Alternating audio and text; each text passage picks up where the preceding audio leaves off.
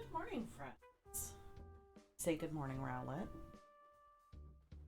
Huh? Can you say good morning, Rowlet?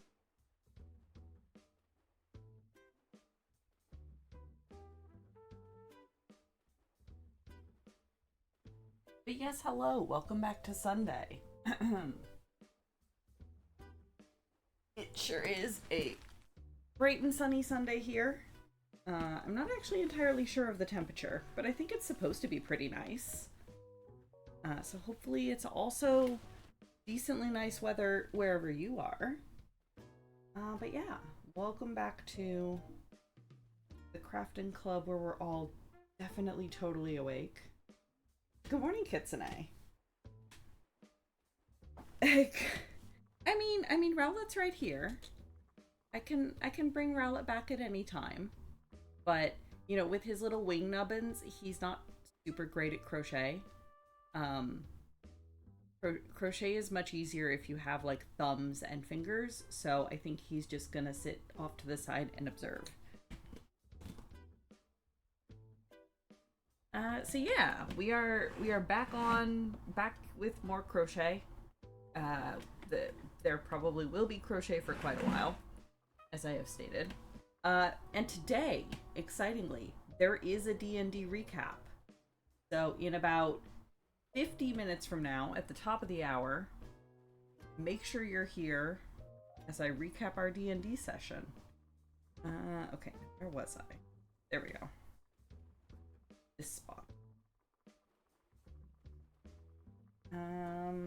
Other than that, I'm considering possibly ending this stream a little bit early. So we'll still do the D&D recap. But I'm considering ending about an hour early so that I can go have lunch.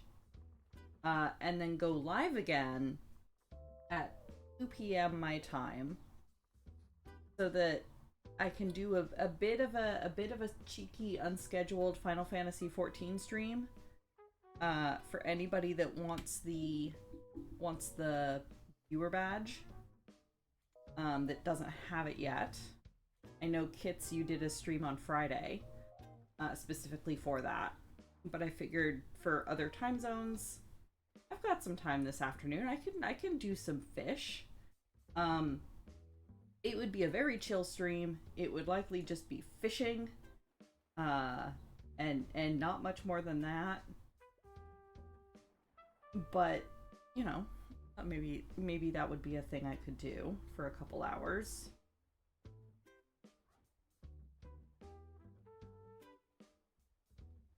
It would be very much a vibing stream. I'd be catching fish boats, and then in between probably just doing yet more fishing.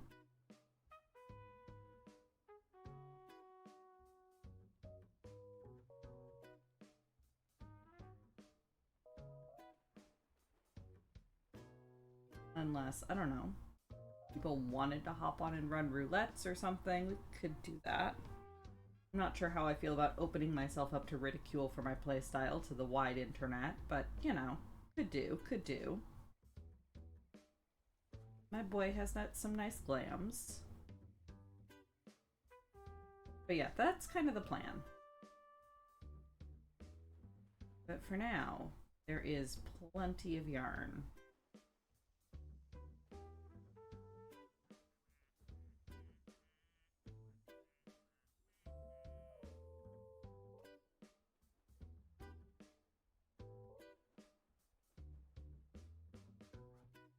Like, I don't feel like I'm a bad player, but I know I'm not like a super optimal player, and I have no interest in being a super optimal player. I don't raid Savage. I have no interest in raiding Savage.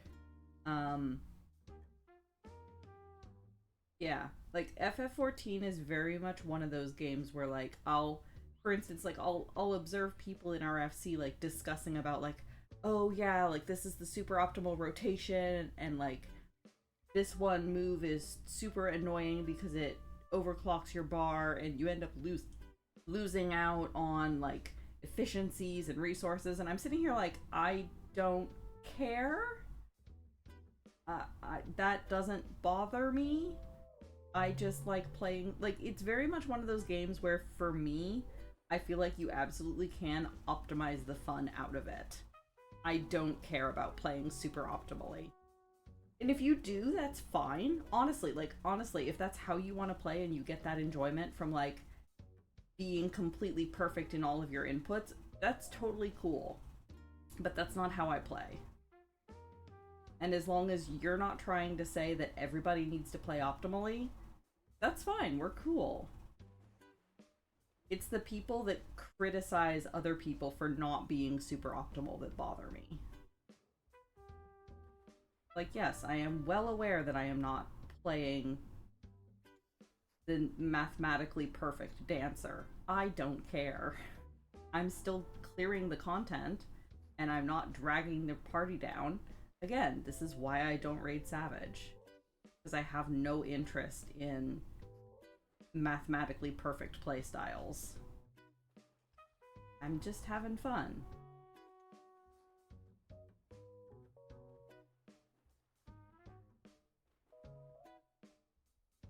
Also why I still have, I think part of that is also why I still have a lot of tankxiety.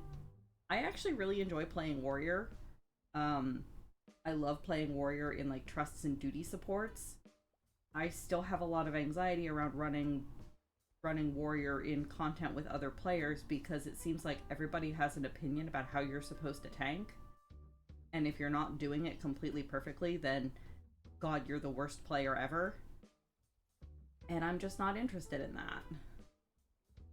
If I'm running stuff with friends, I will absolutely tank. If I'm running stuff with strangers, probably not. I'm probably just gonna go in as dancer and chill.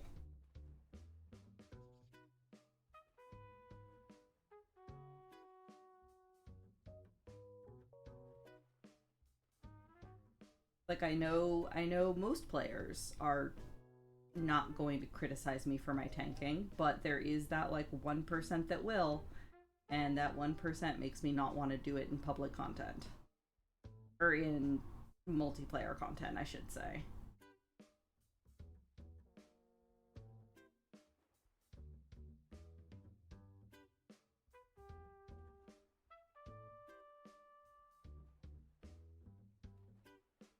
I have sort of similar feelings around healing, except that I feel like I'm actually a fairly decent tank. I don't feel like I'm a good healer.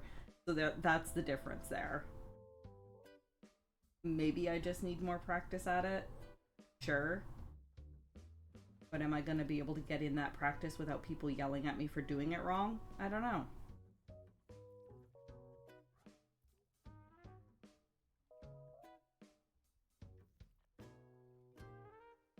Gosh, we've barely started stream and I'm already going off on, like, mega rants. My apologies, friends.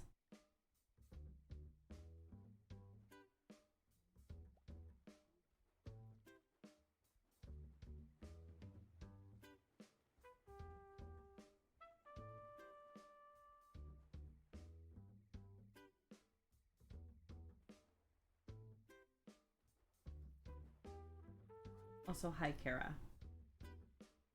I see you flop there.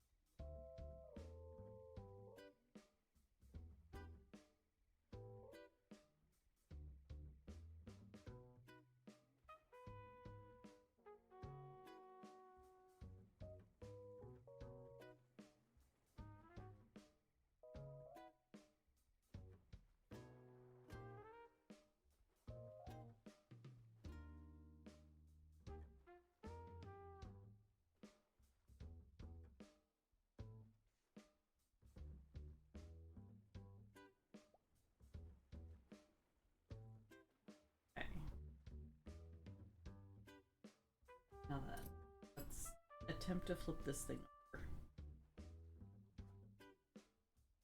Every row it gets a little bit more difficult. Okay. Move the camera.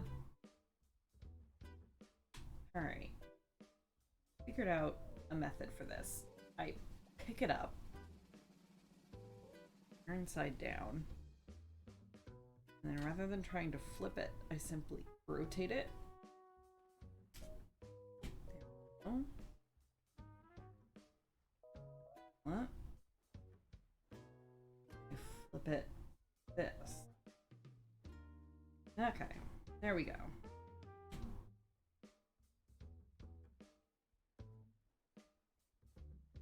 Oh, Kits has fed the dragon with a carrot. Thank you very much. Good. Vegetables for Carby. They probably need them.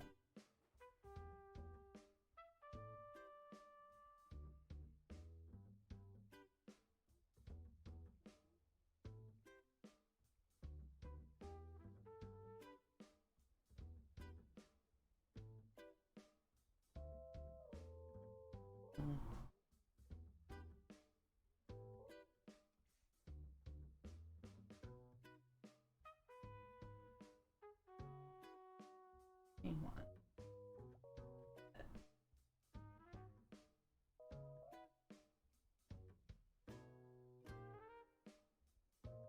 All right, now, just to check my pattern.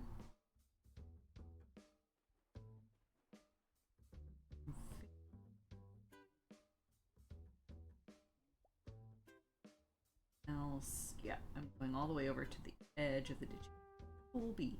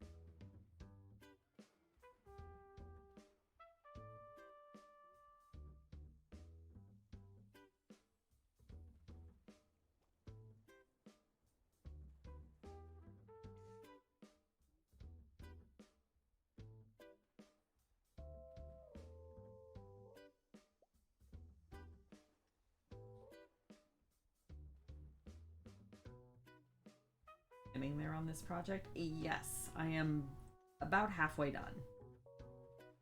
Numerically, as far as the rows are concerned, I think I'm right about halfway done.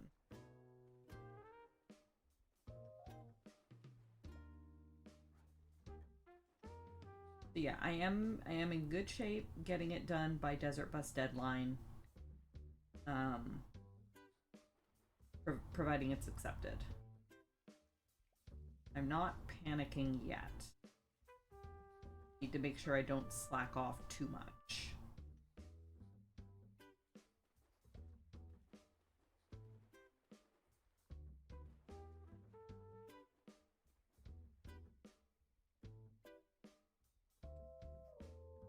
But yeah, Crest of Kindness is done, as you can see. We're several rows beyond it now. This row that we're working on is actually the last row for the egg that's in the middle of the Digivice, and actually the last row we'll be finishing up the Crest of Reliability as well. We'll have a couple rows where it's just the Digivice before we start the next set of crests. Yeah, we are in fact making good progress. And I have been working on it in between streams. I've been working on it on the weeknights. Just to make sure I don't fall far behind. Like I said, currently I'm in good shape. I just need to keep up a steady pace.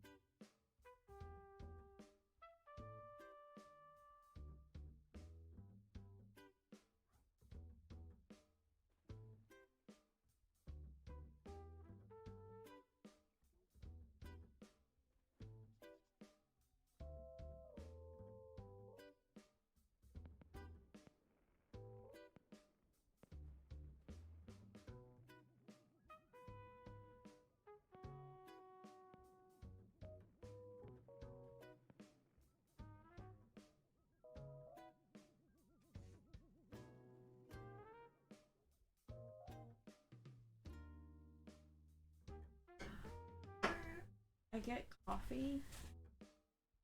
The delivery move was one delivery. You feel a bit better after the shower? A little bit. Okay, good. I'm definitely gonna pass. Good. Should. Yes, delivery. Delivery of delicious, delicious coffee. As you can tell, I do not drink my coffee black.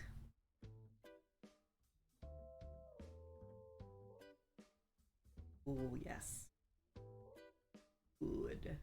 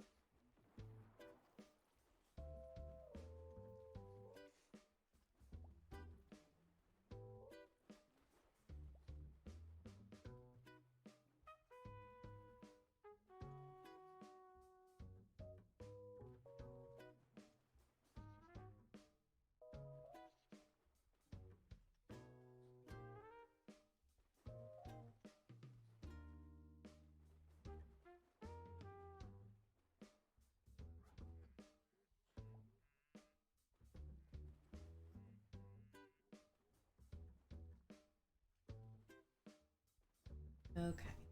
Now the fun things begin.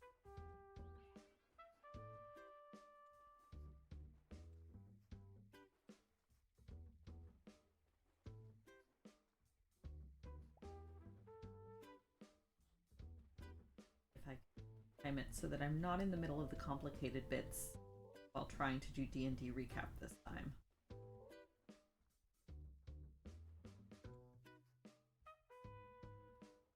Because that's a recipe for losing.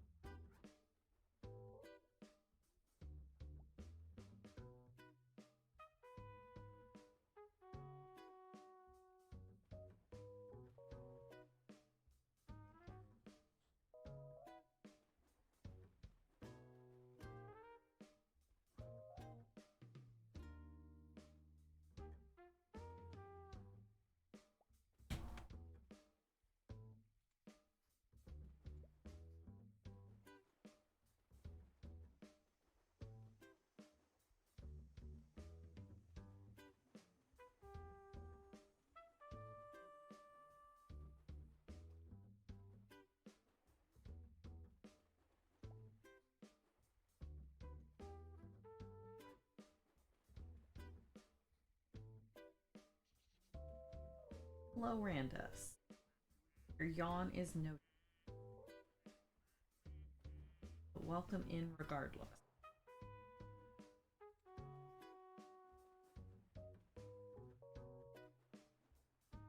Let me pattern.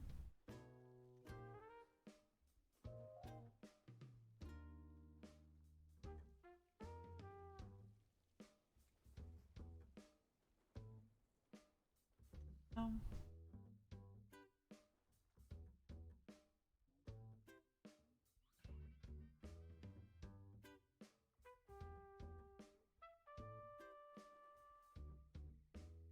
So far, so good. It is a Sunday morning. I have coffee. Which, I know you don't appreciate the coffee part, but you do appreciate the hot drink and the caffeine part. I am very pleased about both of those things right now.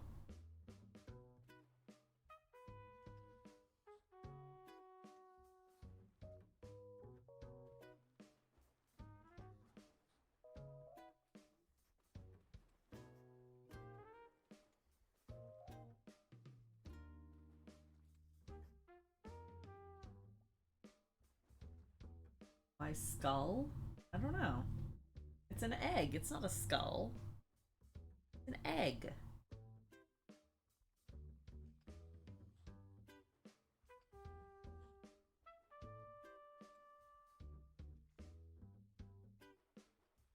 It's a hatching egg. A little zigzag crack across it. See where you're getting skull teeth, though.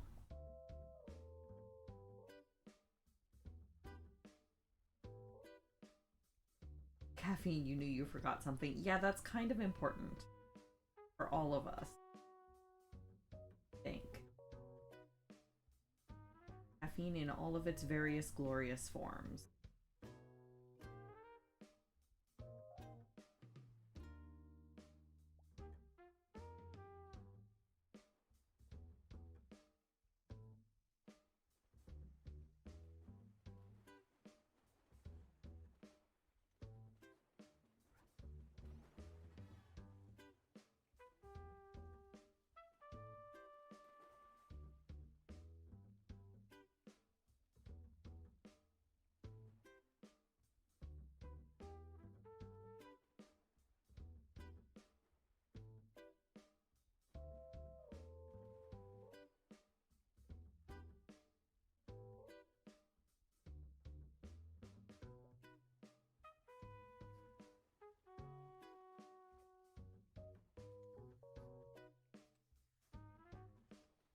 You believe in Tsiltsune?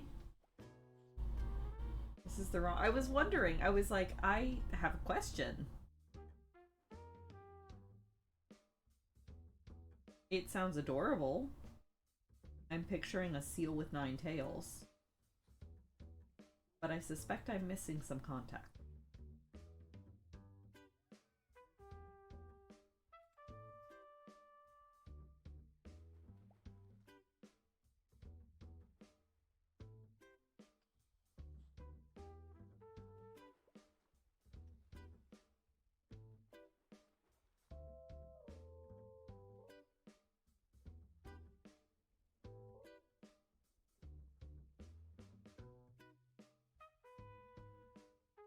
Is this what you get for not selecting the window you should type in? Yeah. Let this be a lesson to you.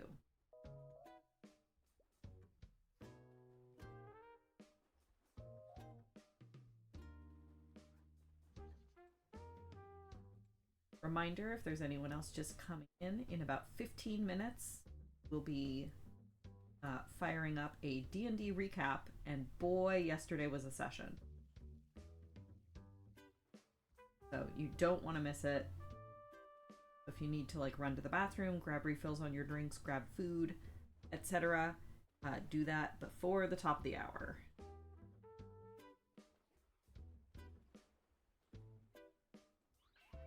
Oh, Kitty makes it. So they might have D&D today. For a while, they had a different game that was on Sunday mornings.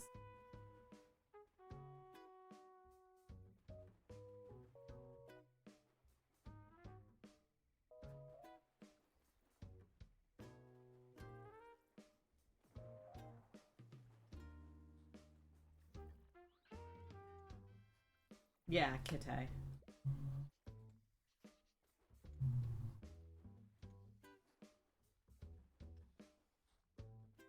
Okay, and that is theoretically egg complete. It's a little rougher than I was hoping it would be. It probably looks better from a distance. I may do some like extra stitching around it at the end. We'll see. We'll see if I decide it needs it. But for now...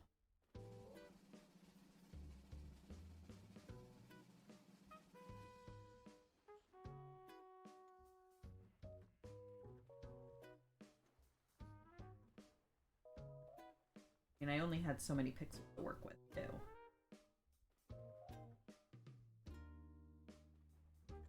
From a distance, it will read okay as egg.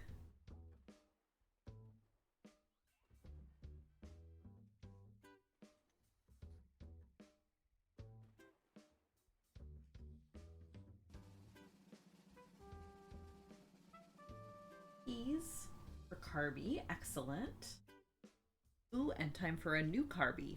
Oh, that is a very surprised looking Carby. I kind of love them. That Carby has seen some things.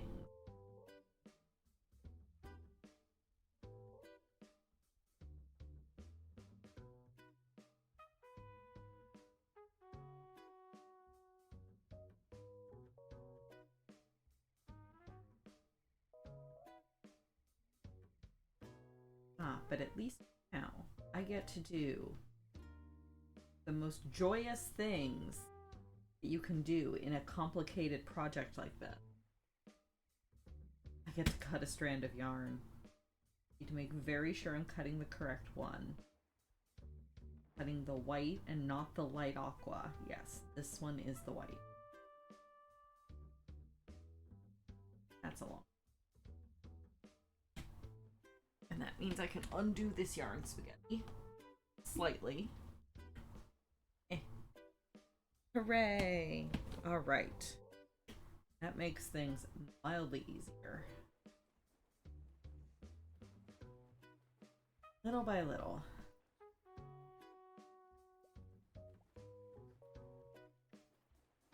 It looks kind of like a skull.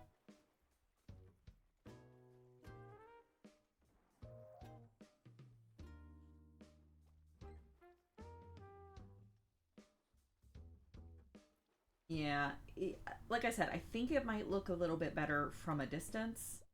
And if it doesn't, once I'm done, I'll do a little bit of extra stitching to sort of outline it and make it stand out a little bit more.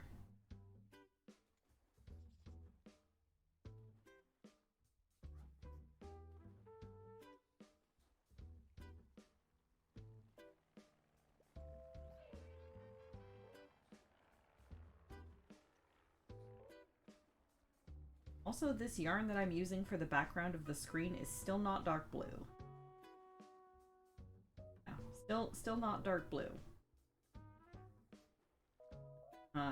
Either your monitor is slightly tinted or the light that I'm using is tinting it slightly, but it is a charcoal gray.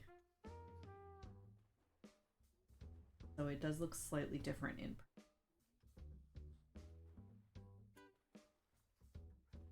And granted, there are a lot of blue tone yarns around it, which is probably also coloring it a bit. Okay. And medium aqua.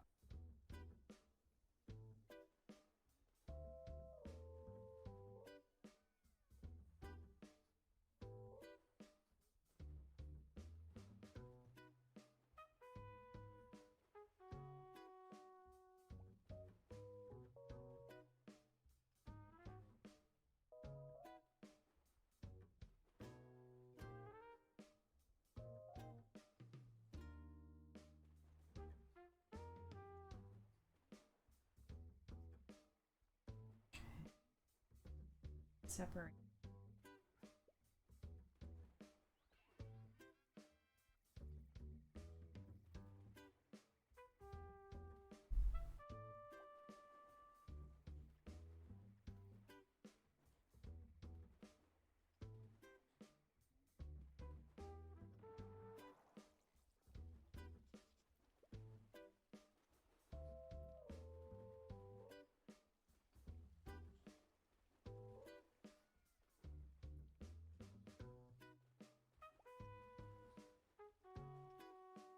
Okay. Now, actually untangle this a little bit.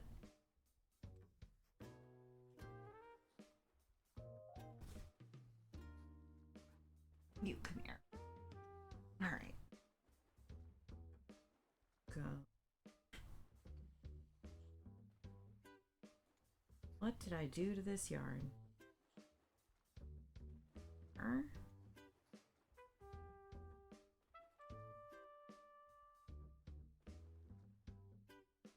There. That's good. Okay. That's separate.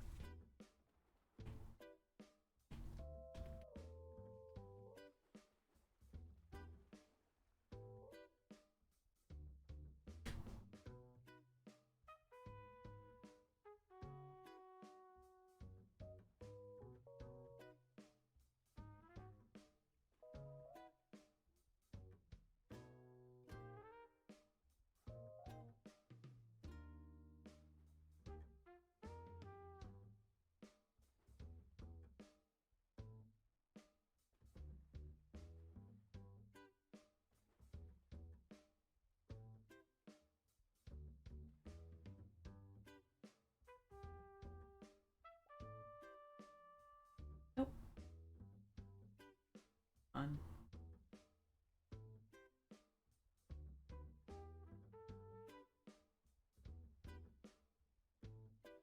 Great.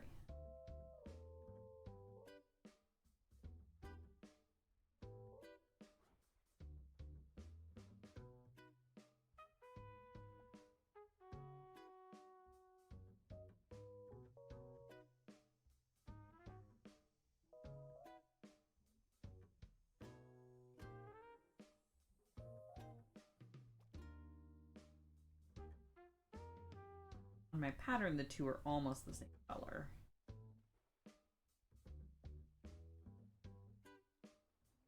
One, because I don't need it for the rest of the row. Yes.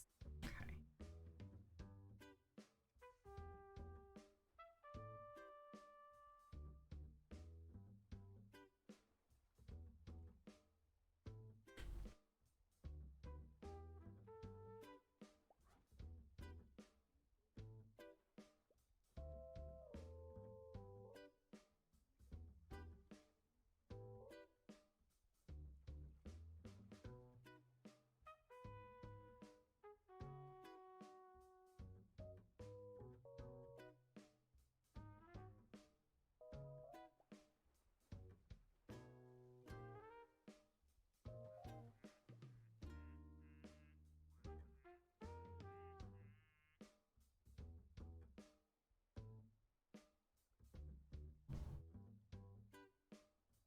Bless you, Kara.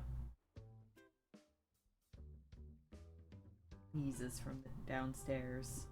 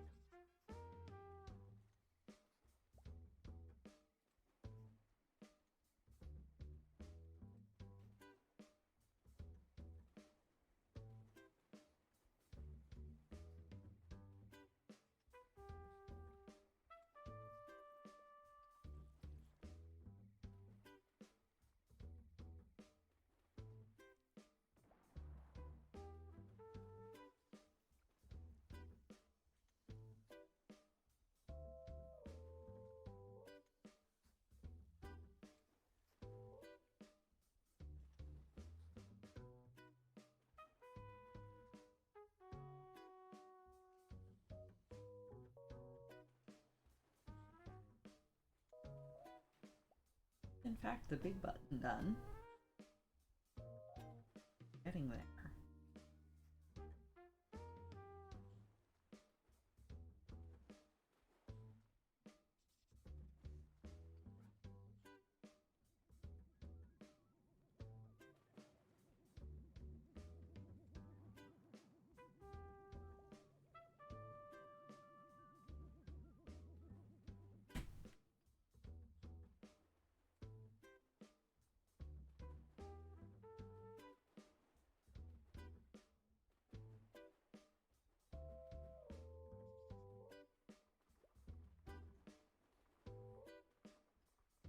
Oh. Carrying the gray. That's fine. Drop it here. Pull it back across. That's not. That's me being distracted.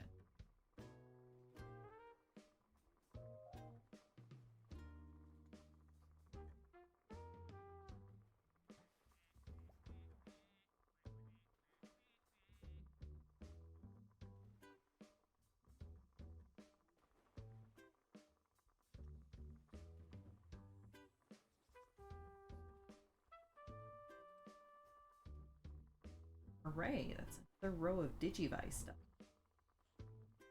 We're making our way through the most complicated bits.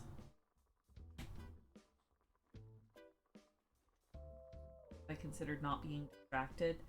Seems like it's more effort than it's worth. To be honest.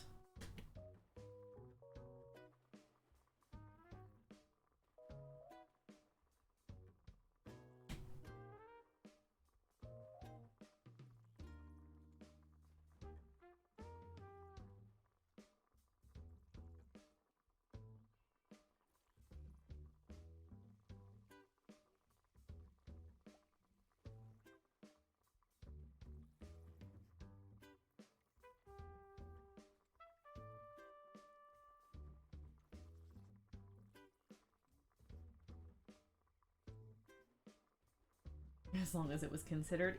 I have considered it in the past, yes. But overall, too much effort.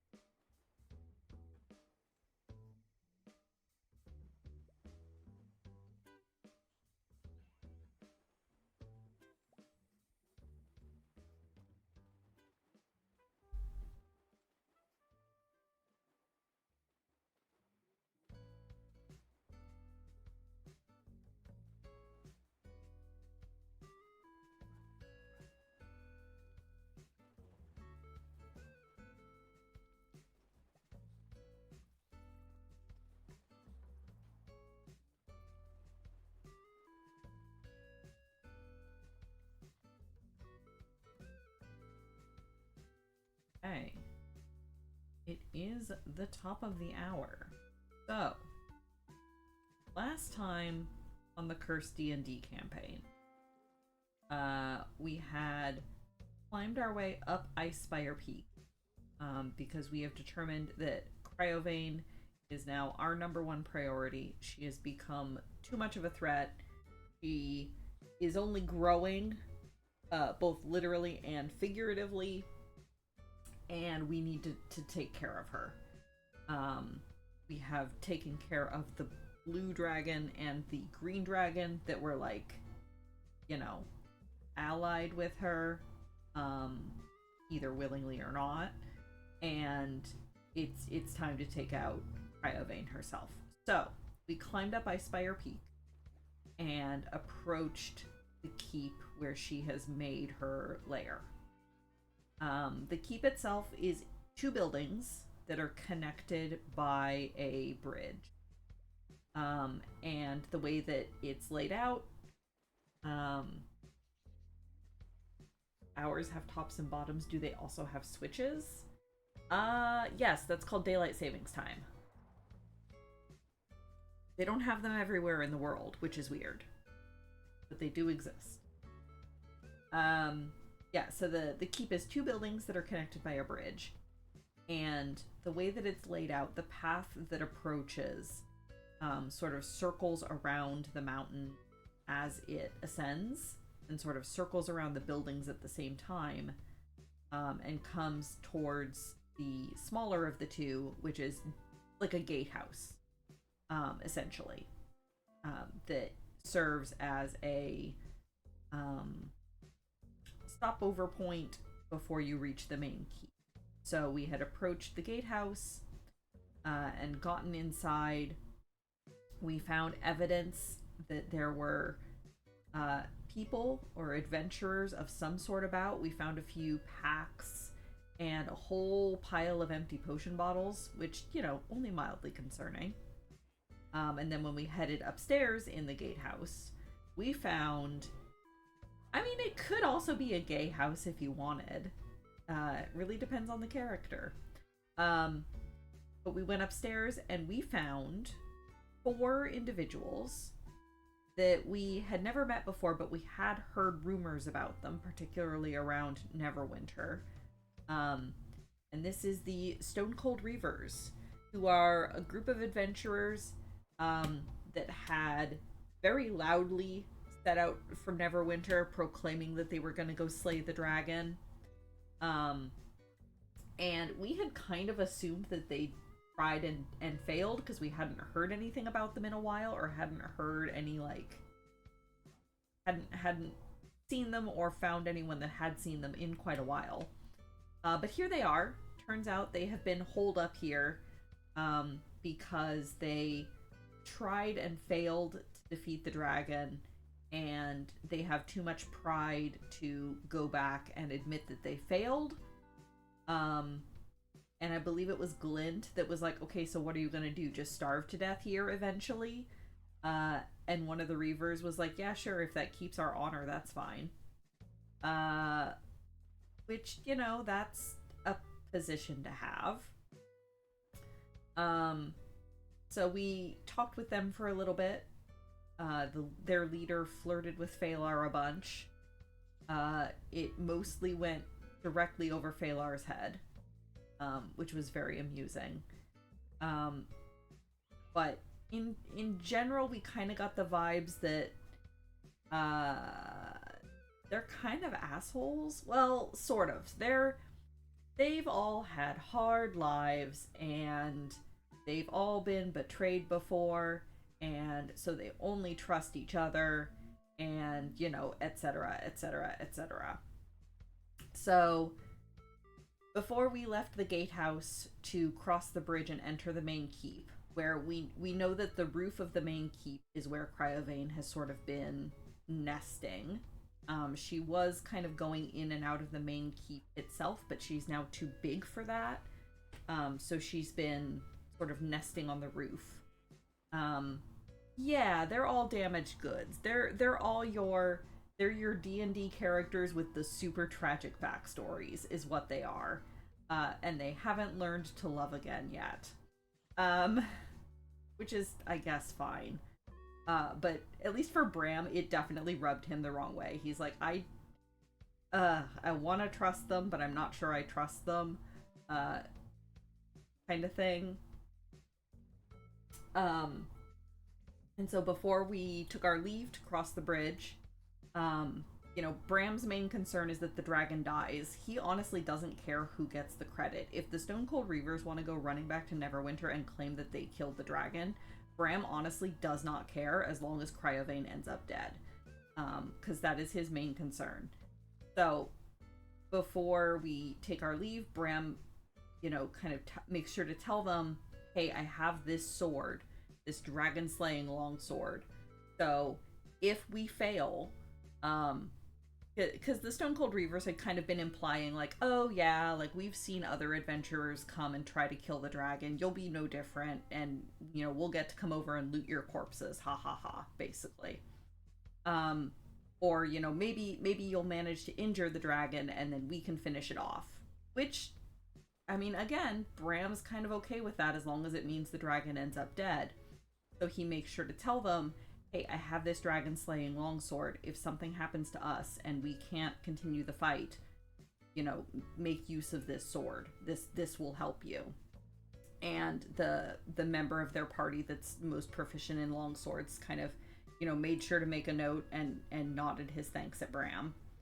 And the leader of the Stone Cold Reavers was like, okay, well, you know, you guys seem like you're really gonna try, so I'll offer you one bit of advice for free: don't touch the treasure. But offered, you know, no further elaboration. So out of character, we had a bit of a debate. We're like, okay, well, you know, maybe the treasure's cursed, or maybe she's just trying to scare us to make sure we don't touch the treasure, so that once the dragon's dead, they can come and grab it for themselves. Like, we don't know. All they told us was, hey, don't touch the treasure. So, we ended the previous session with us going out onto the bridge to cross over to the main keep. So, we did so. We walk over to the main keep.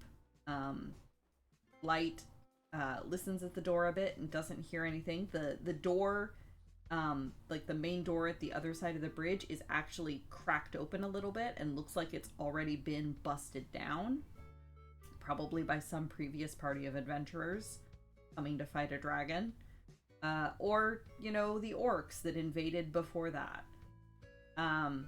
So Light, you know, pushes the door the rest of the way open. It makes a very loud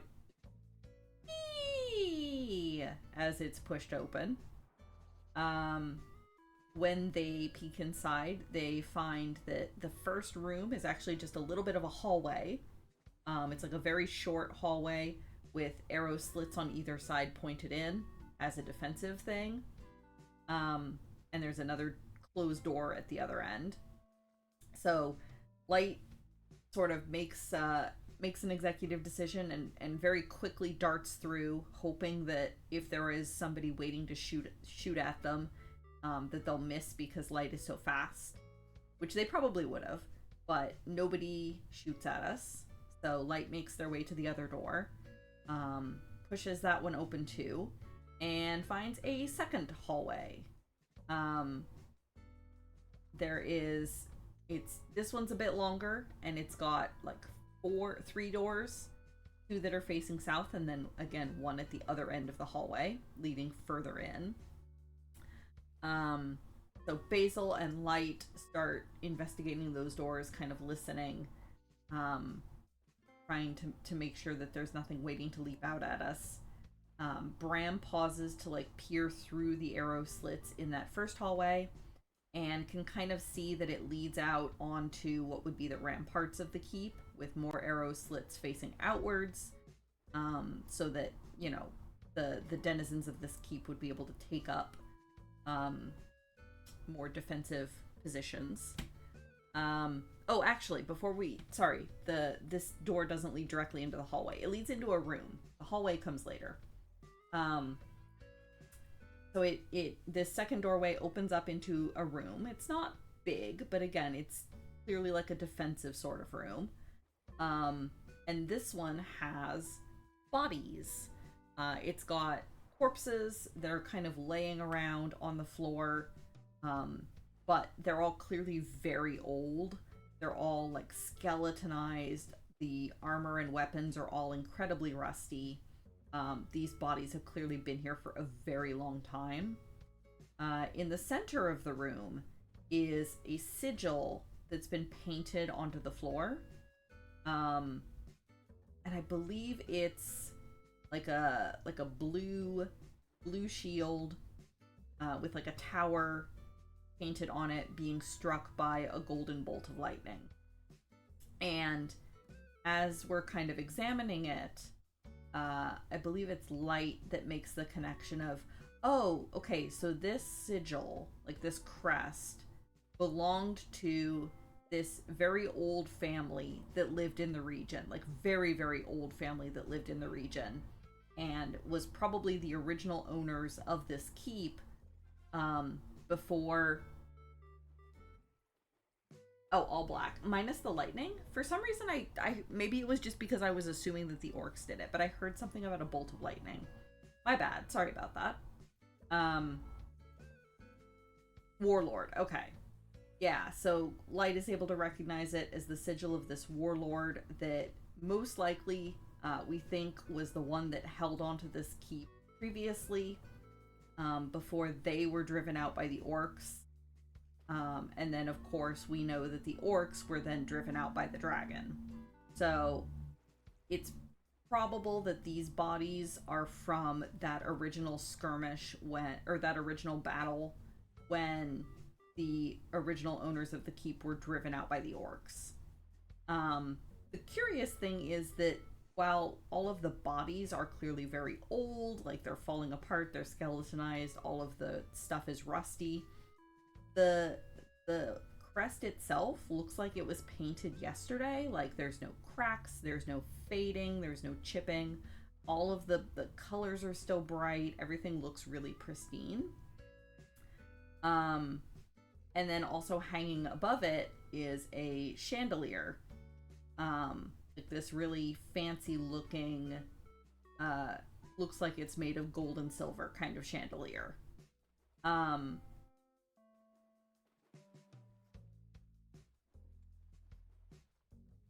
Oh, okay, it was all black minus the lightning. Okay, I see. Everything was black except the lightning. That was gold. Okay. Thank you. There's also, like, again, this keep is extremely old. There was one section where there was, like, rubble that had fallen in. And as we're kind of walking around and examining the room, Basil happened to notice, like, there's and again, this is Ice Spire Peak. So even though we're indoors now, there's still like ice and frost and like it's not warm in here. There are fireplaces, but like none of them are lit. It's still really cold in here. So Basil happened to notice like, there's a couple little pools of like dried blood over here that's on top of the ice. It's not like frozen in.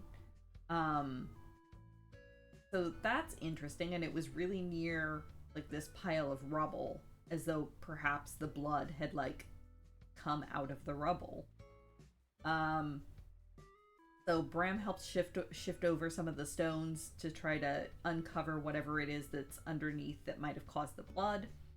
And turns out it's like it's an ice sturge. So we've encountered similar things before. Think like a fleshy, bat-winged mosquito that's like the size of a monkey. They're gross. Luckily this one is dead. It's been crushed underneath this fallen rubble. But it's clearly much newer than the rest of the corpses around here. The blood is dried, but not that old. So we're all kind of like, okay, crap. There's sturges around. These things are really annoying. Everybody keep your eyes peeled. One got put into a position of authority. They were the Sturgian general. oh god, no. Please no. I don't want any of these things in positions of authority. Nor do I want them giving any kind of medical advice. Please no. So yeah, we're all kind of like, oh crap. Sturges are gross. Everybody keep an eye out. Because this one's, not been dead long. And they typically don't travel alone. So there's probably more of them around somewhere. So at that point, we moved toward the other door that was here, that was in this room, and that's what leads into the hallway I mentioned earlier. And just gotten slightly turned around, or rather jumped ahead of myself slightly. So we open the other door that's in this sort of entry hall, and it leads into this hallway. That's, again, it's not super long, but it's got, I believe, 2 doors at the bottom, and then 1 door at the far end. So we head down to start, sort of listening at doors. Bram opens one of them and peers into what seems to be the remains of a dining room, or what was the dining room for the keep, because there's the remains of the long wooden tables and benches that you would have eaten at. There's the remains of 2 more chandeliers, but these have fallen and sort of crushed the tables and are kind of lying scattered in debris all over the place. As Bram is sort of scanning the room, looking to see if there's any more bodies around, he very nearly jump scares himself, because laying sort of in front of the fireplace, where it's like clearly probably fallen down from where it was hanging above the fireplace, there's this stuffed and mounted head of a giant white wolf, like very large. Like, this wolf was the size of a horse kind of wolf. And sorry, gotta take a drink of coffee.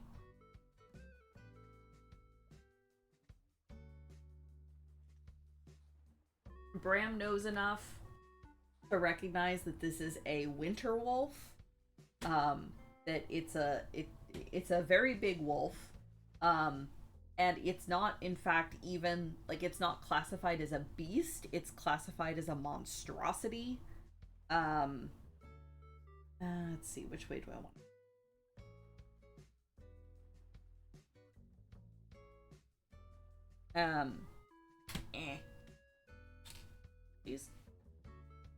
And these wolves have a really nasty frost breath that they can use. And here's a fun little bit of trivia that Miranda shared with us. So you know how a human hunter might hunt with dogs, or maybe even wolves, as like companions? Frost giants hunt with these winter wolves as companions. So that's super fun. So, clearly at some point in the past, probably the original warlord of this castle had taken out a winter wolf and then had it mounted as a hunting trophy, which, you know what? Fair. If I had taken out a winter wolf, I might also want to mount it as a hunting trophy. So that's kind of cool. That was laying there in the fireplace, and nearly jump scared Bram. And there's also a door at the far end of this dining room. So Bram kind of falls back to the rest of the party like, hey, this is the remains of a dining room. It doesn't look like there's much of anything else in here, but there is another door. Do we want to continue down the hallway, or do we want to look into what this door connects to? And Basil's like, well, if we go through the door in the dining room, at least we're not all going to be lined up in a row, like if we're trying to open doors in the hallway, which, you know what? Good point. So we all kind of make our way into the remains of the dining room and open up the door at the other end. And this one leads into a kitchen, or rather what we can tell was the remains of the kitchen. There's a couple big fireplaces. There's, the remains of stoves and ovens and pots and pans and just general detritus of kitchens. And again, another couple doors. So Light goes to investigate one of them, which turns out to be just a pantry full of, rotting away boxes and bags full of, grains and various whatever sort of foodstuffs and storage they would have kept here. The other door leads actually into another hall. And this one, as soon as we open the door, Light gets hit in the face with a breeze. Like all of a sudden we're now open to the outside again, more than just like the fireplaces were. So Light kind of pokes their nose through, and they and Basil start kind of exploring forward a bit. And this hallway, oh gosh, the geography is a little bit less oven and stove, more cauldrons and fire pits. Fair enough.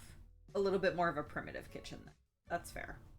Gosh, the geography of this bit is hard to explain. So there's a hallway that goes up and kind of splits off. There's a room to one side, and then there's like an open sort of archway that leads off the other way. And through that open archway, we can kind of start to see like little bits of gold and, little piles of coins and things. And so Basil's like, well, I think we found the hoard. So of course Glint and Phalar both make a beeline toward the hoard. Phalar actually earlier had cast Detect Magic to take a look at that sigil that looked like it hadn't aged or decayed at all. And it turns out that the paint was magical, so there was probably some kind of like a preservation, like anti-chipping spell on the paint itself.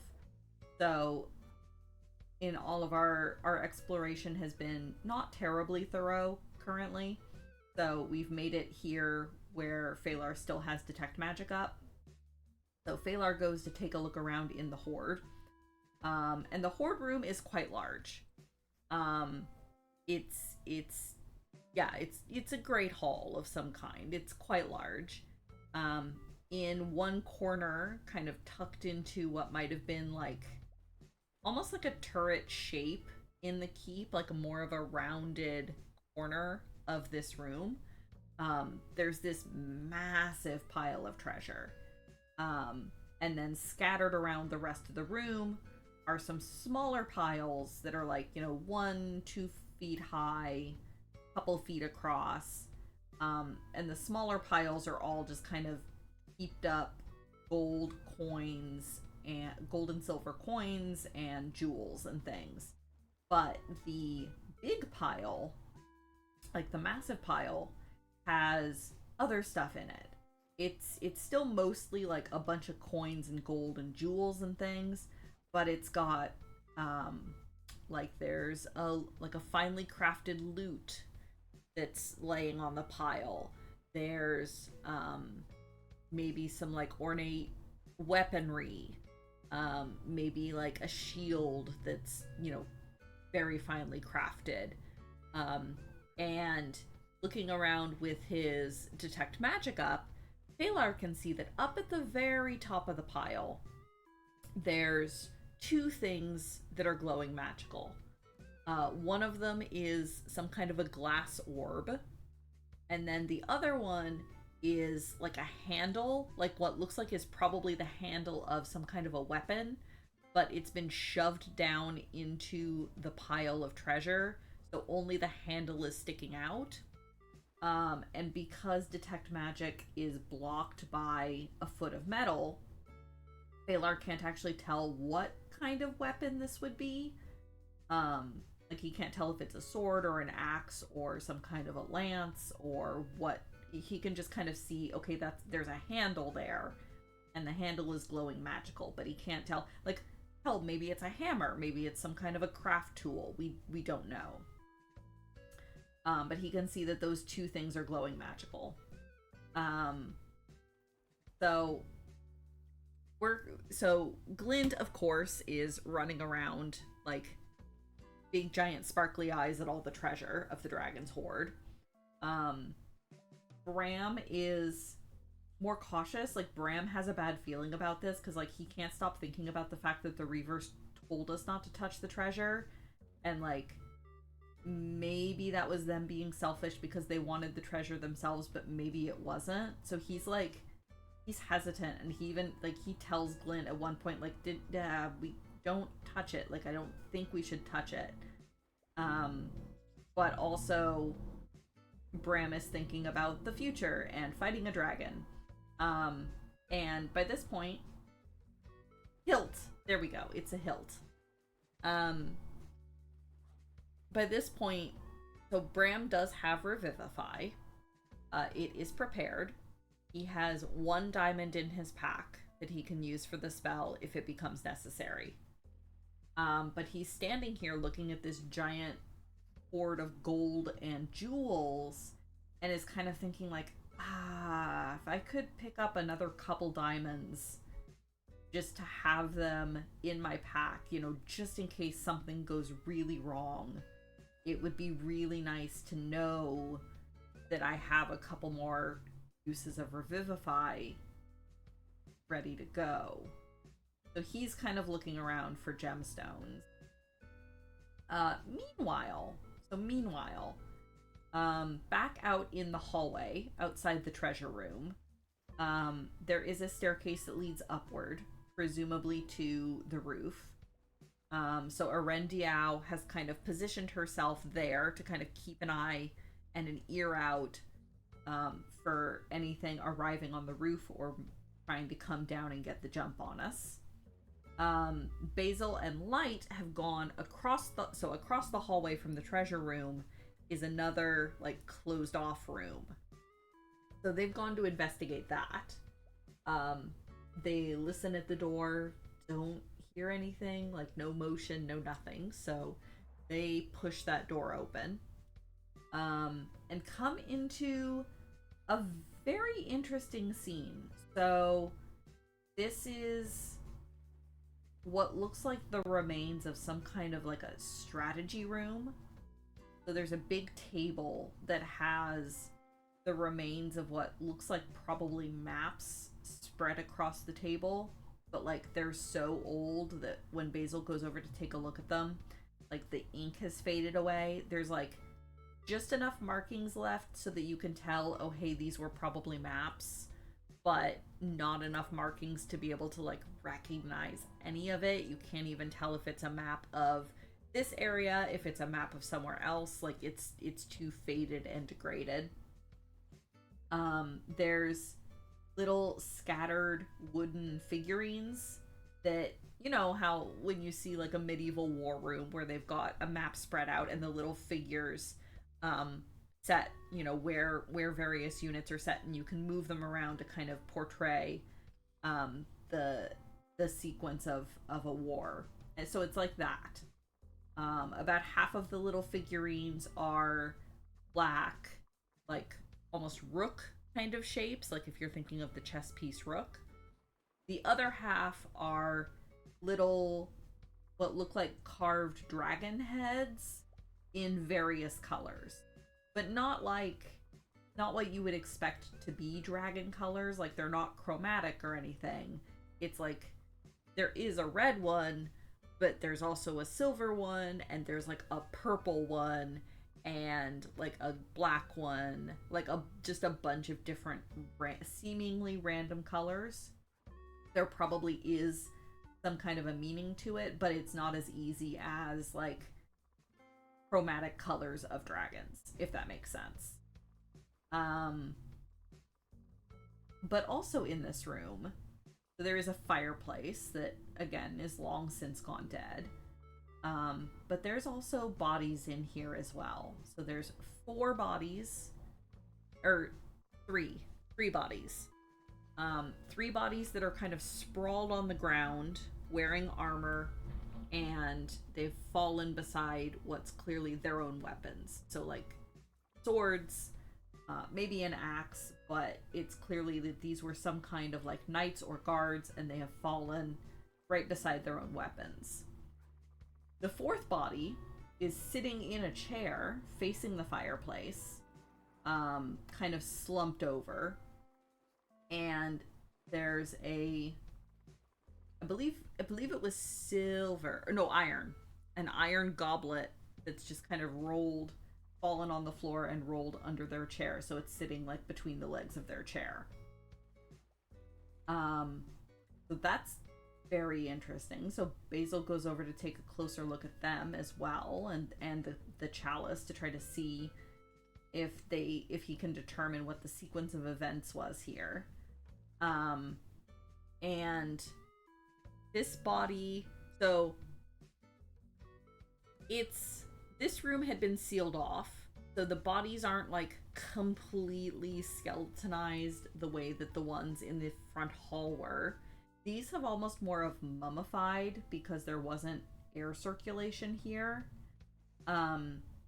So Basil can tell that this figure that's slumped in the chair was probably a woman, just based on the way that the armor is fashioned to be, how was it put, more supportive of somebody who's a little bit more top heavy. And one of her arms is like, not like broken or ripped off, but like, so after she was dead and after rigor mortis had well set in, somebody else came along and like wrenched her arm, so it like almost snapped, because it was already like stiffened from rigor mortis. So the one arm is kind of like dangling from where it's been snapped, and it looks like that was done to sort of take whatever she had been holding in that arm. So it's like she was holding something when she died, and then later somebody else came along and ripped that thing out of her grasp, so it kind of like, wrenched her arm and broke her arm. And then her other hand had been wrapped around the goblet, and so whenever that motion was done to pull whatever she had in her other hand, it knocked the goblet out of her other hand, and that's how it fell on the floor. So Basil is sort of able to determine, based on all of that evidence, that she probably poisoned herself. Like, she probably drank from that goblet and poisoned herself while clutching whatever she had in her other hand or her other arm, and then later on somebody else came along and took away whatever that other thing was. And as Basil does a little bit of a closer examination, because this body isn't like fully skeletonized, he can see that like the fingertips on like the hand that had been holding whatever that other object was are like blackened, but not necessarily like, it is necrosis blackened, but not from like the decay of the body after she died, if that makes sense. And Basil happens to remember that Marcella had been searching for an axe called Blightbringer, and anyone who wielded that axe that wasn't like the chosen bearer, or like didn't have particular precautions, I think, or frostbite. Okay, fair enough. Or yeah, like frostbite. But Marcella had been searching for this axe that was cursed, and anyone that didn't have like the proper precautions when wielding it, their skin would start to sort of blacken. And remember, there's some sort of a magical handle that's stuck in the hoard. So I don't think we've quite pieced this together in character yet, because we got distracted, as you'll see here in a second. But it's entirely possible that that magical handle or that magical hilt that's stuck in the hoard, is Blightbringer the axe, and that it was originally over here being held by its original owner, and then possibly Cryovane, possibly somebody else, whenever they came to take over the fortress, wrenched that axe away from her and brought it over to the Horde. Oh, it has a minimum strength score. That makes sense. So anyone that doesn't meet the strength criteria can wield it, but there's downsides. That makes sense. So yeah, so that's probably what that sequence is. Again, we haven't confirmed that in character yet. Because, so the other thing that Basil notices, I should get to this bit as well. The other thing that Basil notices as he kind of goes down on one knee to sort of examine this body and the goblet more closely is kind of out of the corner of his eye, he notices that in the fireplace there's a missing brick.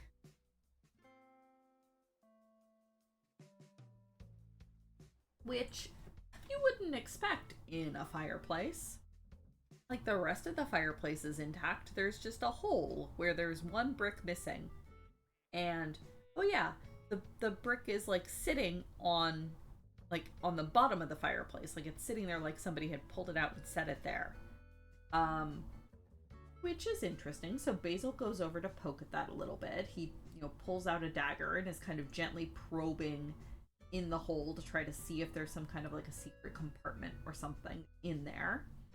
Doesn't find a secret compartment, but can sort of feel like he can kind of feel the point of his dagger like scraping across something, or like kind of going tink tink tink as it is hitting something in that little hole.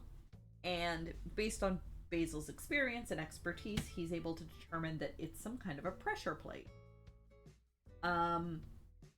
And I believe this is about when I got up to make tea for Kara. So if I miss a detail or two, please fill me in. But I believe that after a little bit more poking and testing, Basil kind of goes, okay, I don't think it's trapped. Let's push it. Let's see what it does. And triggers the pressure plate, and it opens up a secret door to a staircase leading downwards, I believe is what happened. Please correct me if that is wrong, because like I said, I got up to make Kara a cup of tea, so I missed this bit.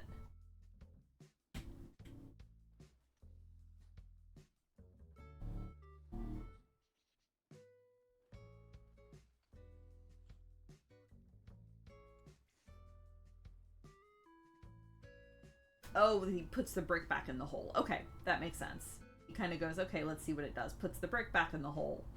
And then the which triggers the pressure plate. And opens up a door. So we have a staircase leading upwards, which we know goes to the roof where Cryovane has been hanging out. And now we have a secret staircase leading downward, which is very interesting. So Basil's kind of like, oh, well, that's neat. So Basil gets up to go into the treasure room and get the others and be like, hey, we found a thing. However, at just that precise moment, Glint happens to spy in the main sort of pile of treasure. She sees like a little wooden box that's like sitting open, and inside is like it's lined in velvet, and it's got like little indentations, and in the little indentations are like a bunch of little figurines. And they're made of like a bunch of different precious gems. So like there's a jade one, and there's an onyx one, and there's like a jasper one. And of course they're really pretty and like really interesting little figurines, and the exact kind of thing that Glint would love to examine closer and probably take home with her. Magical or not, she just thinks they're cool and interesting. So she grabs the box to pick it up and try to put it in her pack. And when she tries to pick it up, Oh, yeah, okay, sorry. Yes, precious stones, not precious gems. I mean, gems are stones. But yes, your point is taken. Um, so when she... Hello, Kuma. Welcome. Good morning. Enjoy your coffee and this D&D recap. We just got to the good part. So as Glint goes to grab this little box and pick it up, when she tries to, like, pull it and lift it out of the hoard, it in fact pulls back.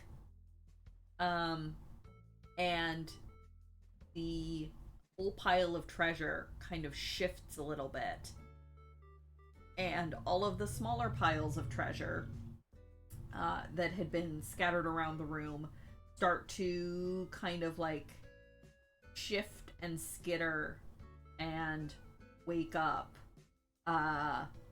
as we have now awoken the Horde Mimic and have to roll for initiative. So yeah. So the big pile of treasure is a mimic. The two magical items at the top are in fact real magical items. They are separate from the horde, but sort of everything else was actually like bits of the mimic's body, which is gross and awful. The little piles of gems and coins are in fact little piles of scarabs, like they're little swarming. If you've seen Delicious in Dungeon, they're basically treasure bugs. They're like little swarming scarabs that have the appearance of little gems or little coins, but they skitter and they can bite. So that's fun. So Glint immediately because Glint had pulled on its tongue, the mimic immediately tries to bite Glint. And does in fact manage to bite Glint. But in reaction, Glint kind of goes nope, nope, nope, nope, nope, nope, nope, and Misty steps away off to the other side of the room. And Bram and Phalar both kind of ready their weapons to start smacking at these swarms of bugs. Bram's sword is not terribly effective. I mean, it's slashing damage against a swarm of bugs. Not gonna be super wonderful, but you know, doing his best here. And he calls out to the others like, hey, the treasure's a mimic, help, basically. Luckily Basil had already been on his way back in to let us know about the staircase. But we are now thoroughly distracted. Glint decides to light a bonfire underneath the big mimic, which is exciting and actually really smart. It manages to make it save the first time when she first lights the bonfire, so it doesn't take any damage the first time. But if we can keep it from moving away from the fire, it will continue to take fire damage on its next turns. So that's fun and exciting, and it is kind of in a corner. It does have a movement speed, so it can theoretically move, but if we keep it boxed in, it might not be able to.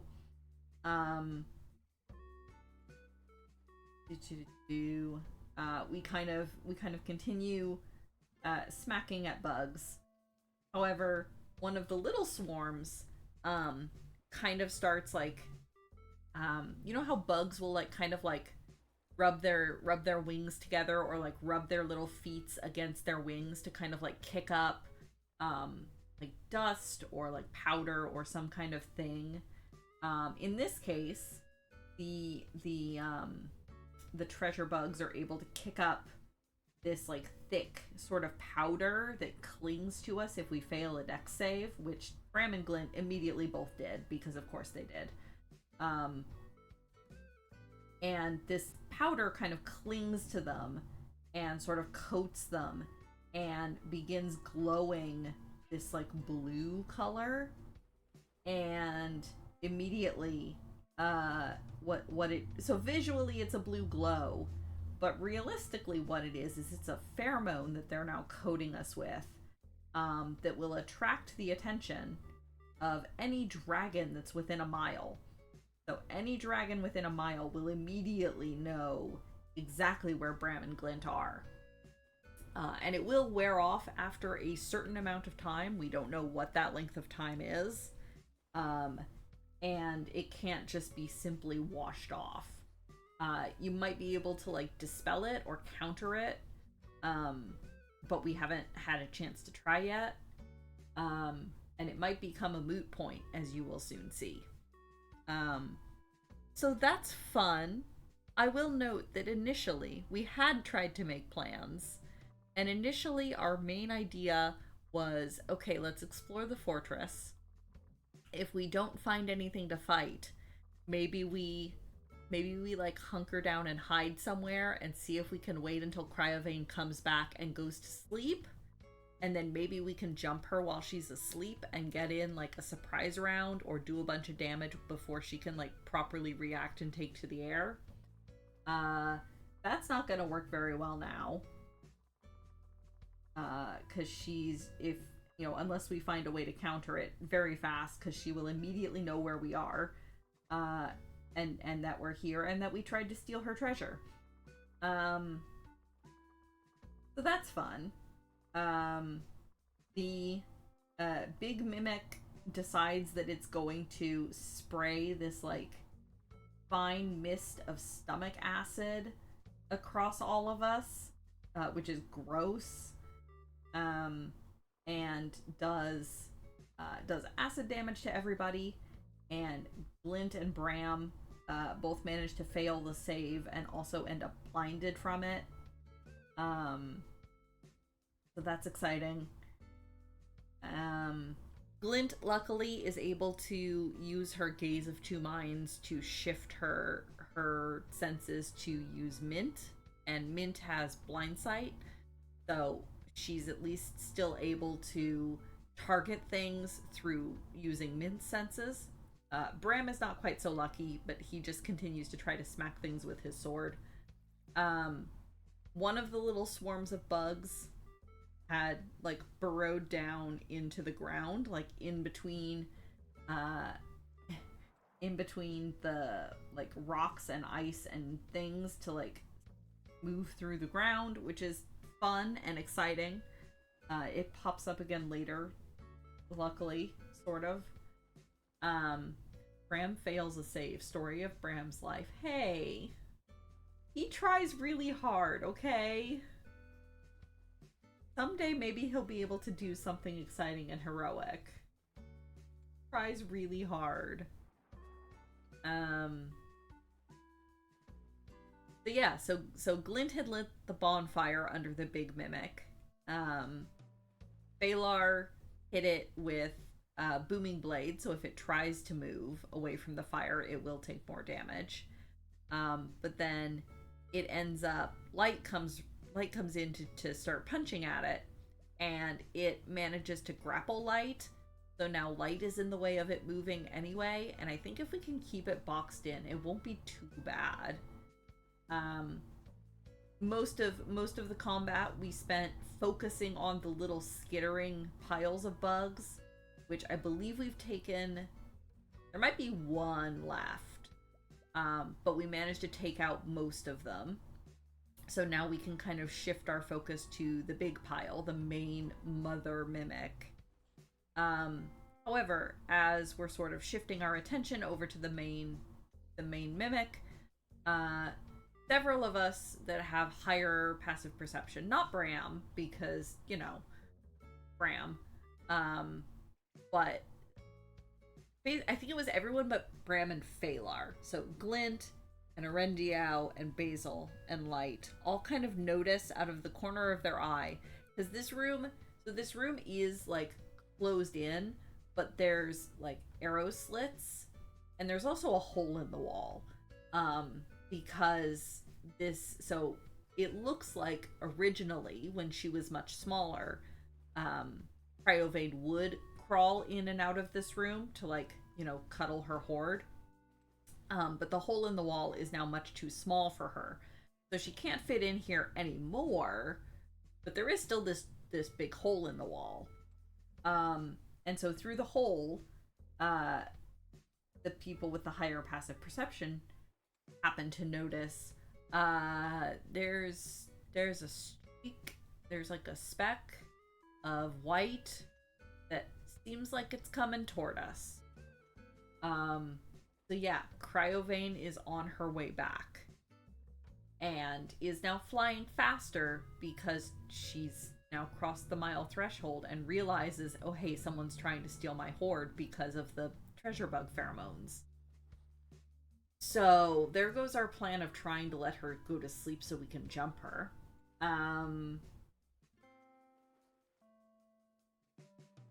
Oh, we spot her through the arrow slits. Okay, yes. But there is a hole in the wall, I will note, because I'm assuming she can't fit through it, but she can breathe frost through it, which is gonna be bad. Exciting, but bad. So yeah, Cryovane is on her way back. She's still probably about 10 minutes out. Like, we've only just barely noticed her. Like, she's only just gotten close enough for us to notice. She is still a ways out, but she's on her way back and she's probably mad. So yeah, and that's where we finished up the session. So next week, we will finish off the Mother Mimic, attempt to very quickly triage ourselves, and then fight a very angry dragon. So it'll be great. I wasn't terribly worried about the dragon fight. I'm now slightly more worried about the dragon fight. So it'll sure be exciting. So stay tuned next week for whatever comes next.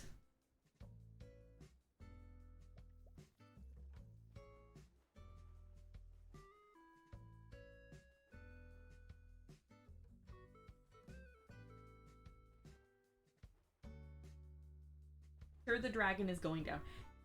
See, that's the thing. Like, I don't think we're in danger of a party wipe. I think Cryovane will go down.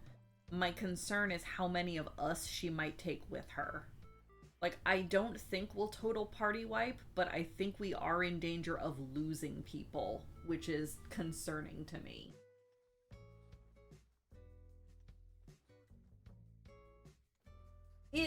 It was the mid-boss, but it was also optional. We could have taken the Reaver's advice and not touched the Horde, and if we hadn't touched the Horde, the Mimic wouldn't have woken up. But Glint's gonna glint, so we have touched the Horde. And now we make the best of it. And to be fair, even if Glint didn't touch the Horde, Phalar or Bram might have. Bram was extremely hesitant. But Phalar might have gone for the magic items. So it might have happened regardless. It was just that Glint grabbed something first.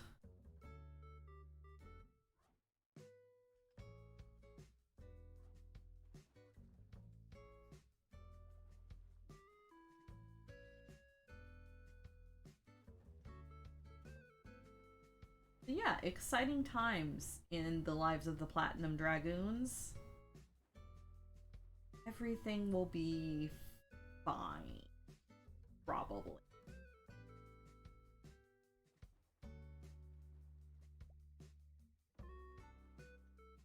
If we kill the Mother Mimic, can I still pry those diamond teeth out of its head and use them? Or are they not worth enough on account of having been mimic teeth? You know, just asking. Just making contingency plans.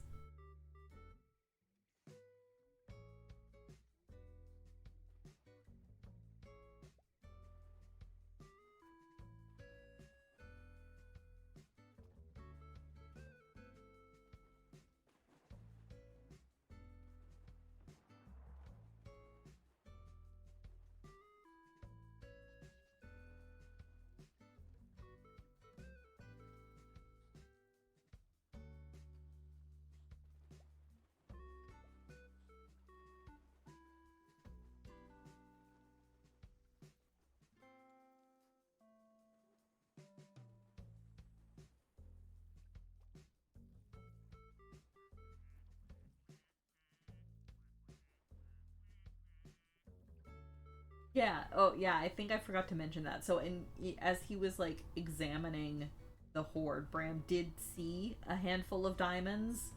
That turns out those were mimics. So it's probably a good thing he didn't try to grab them, because then he would have been bit. But they're still diamonds, so you know.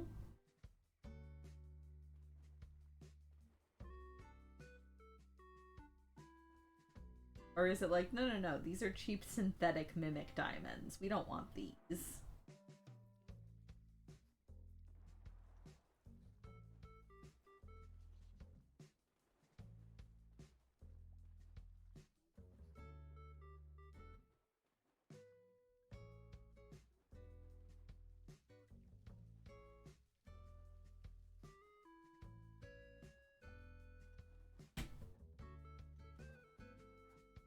Okay, let me...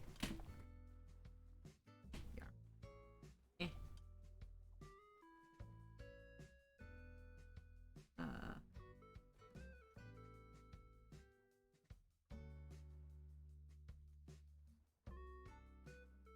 Okay.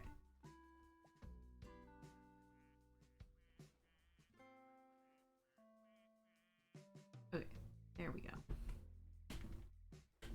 They aren't diamonds at all, they just look the part. God damn it. That's what I was afraid of, but I figured it was worth an ask. Thank you for clarifying.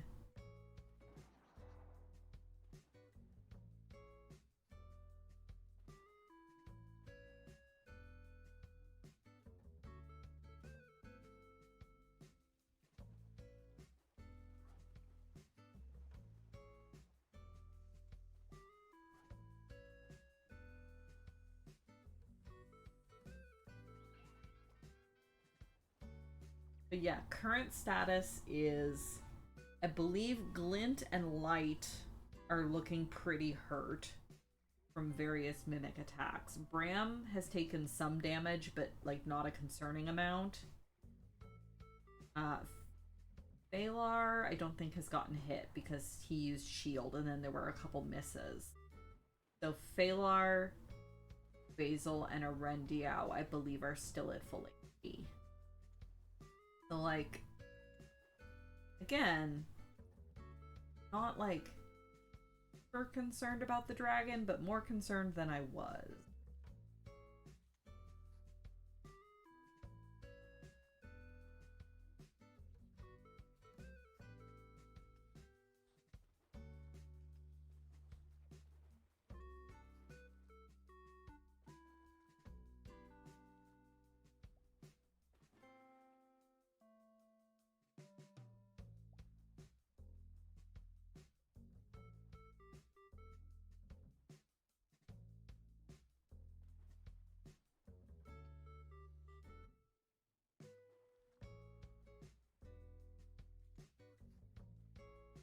Spoilers, but the only thing in this horde that are real are the 2 magical items. Yeah, that was kind of my guess, yeah.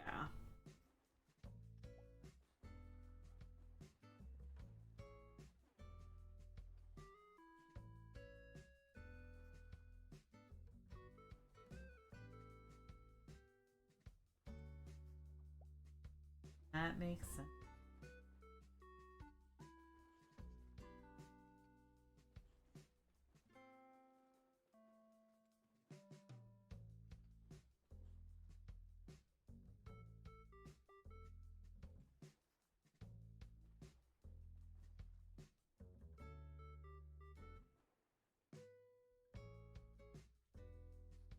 But yeah, so now that we've finished up D&D recap, it is noon, so I'm going to take a brief break. I mentioned it. Oh, Board Game Arena. Excellent. I will do that. I had mentioned at the top of stream, I'm considering ending stream a little bit early and then grabbing lunch and then coming back online around 2, the time I would normally be ending, to play some Final Fantasy XIV.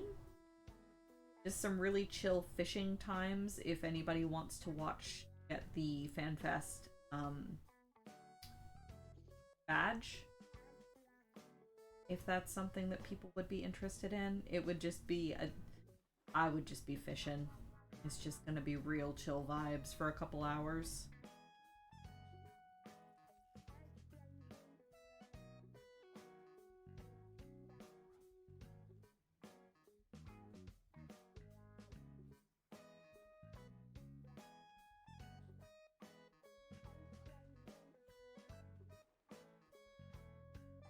And Kuma, I would be specifically fishing around Eorzea.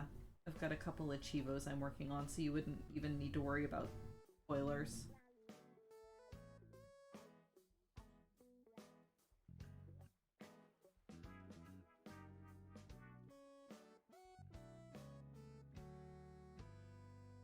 But yeah, I will go take a break.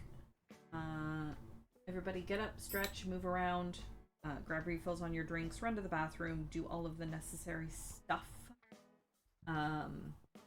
And be back in a little bit. Yeah, I did in fact watch, Kara and I have watched the keynote, so we can do a little bit of discussion on that once I get back if people would like. So yeah, I'll be back in just a couple minutes.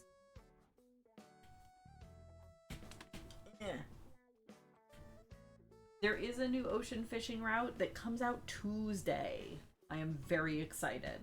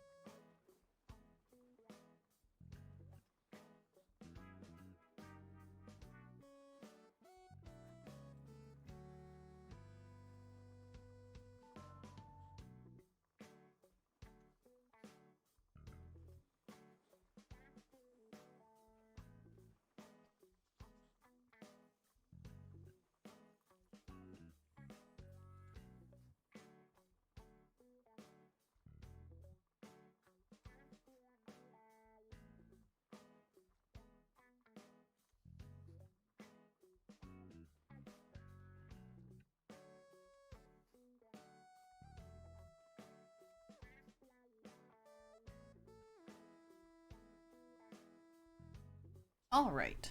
Let me see what I want. There we go. Let's see here. I meant to create new boards when Kate did. And didn't get around to it, but that's okay. Ooh, right. Do I remember how to play this?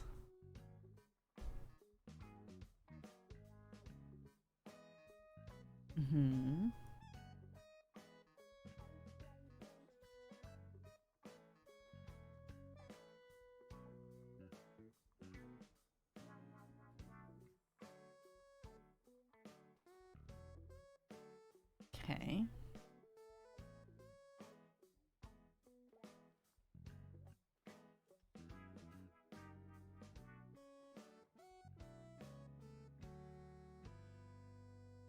Okay. I think that makes sense. I will read it more thoroughly later. Let's see. I'm yellow, huh? Let's do that one. And put it there. Perfect. Next. Okay. Do that.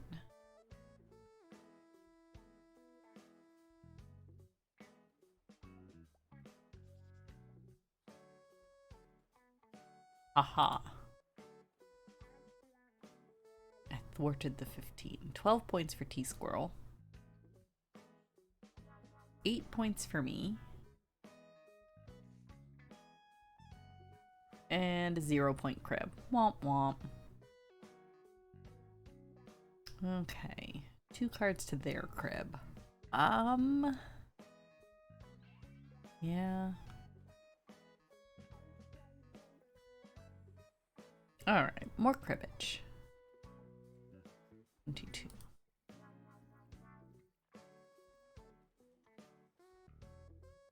More cribbage.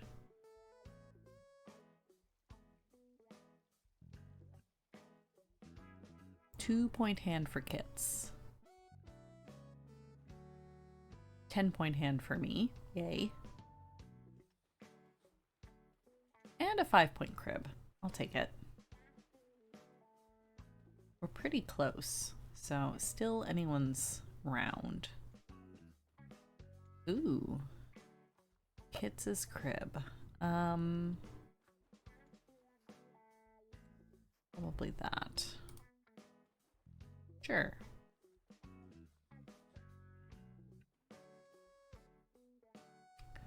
Okay, rummy. So the 7 of spades is down here, so that's useless. I guess let's draw a card.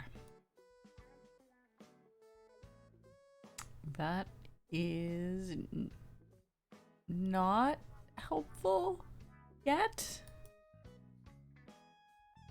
Maybe I YOLO next turn. Who knows?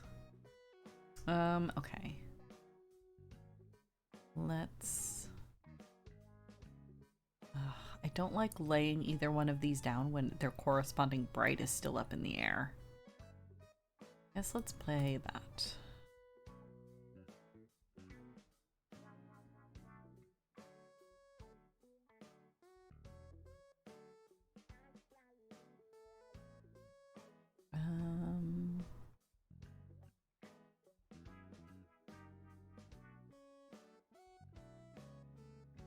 So much cribbage. 8-point hand for me. Aha, got there. Excellent. Okay, 2 cards to Dobby's crib. Ooh. That.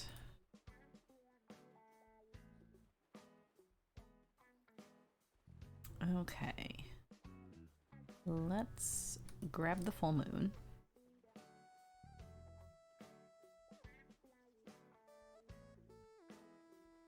Ooh, good. Doubles.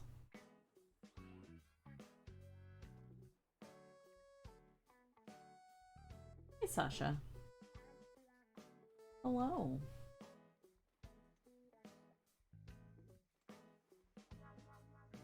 You gonna go sit on the chair? You can. Yeah.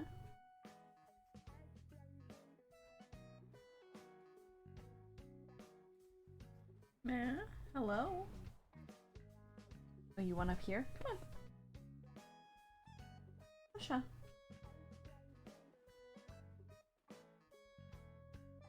Baby.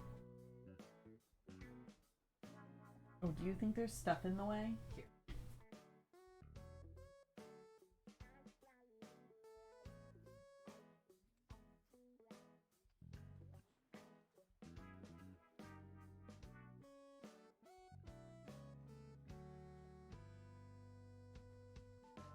Okay. 2 cards to my crib, huh?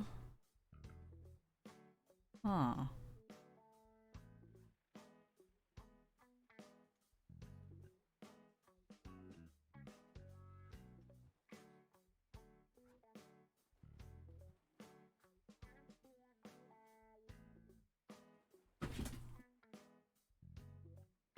You good, ma'am?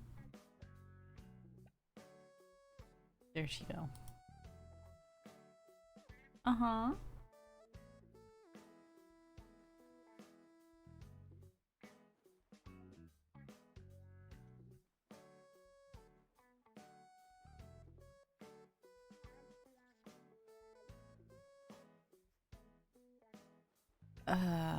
Oh, come on. Rude. Let's do that, I guess. Yeah.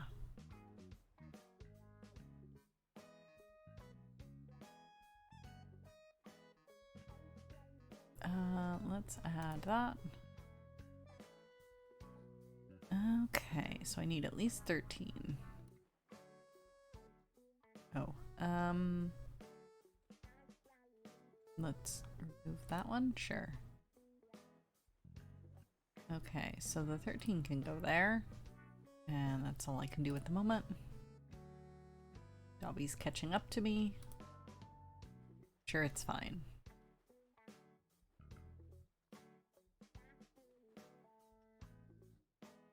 Okay, there we go. Thank you very much for the cribbage games, friends.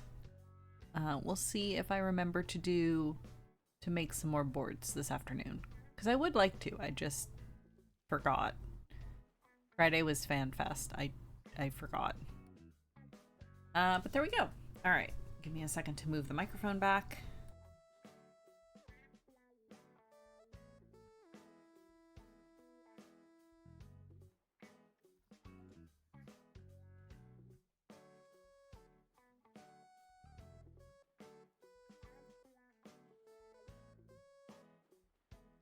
There we go. Should be good.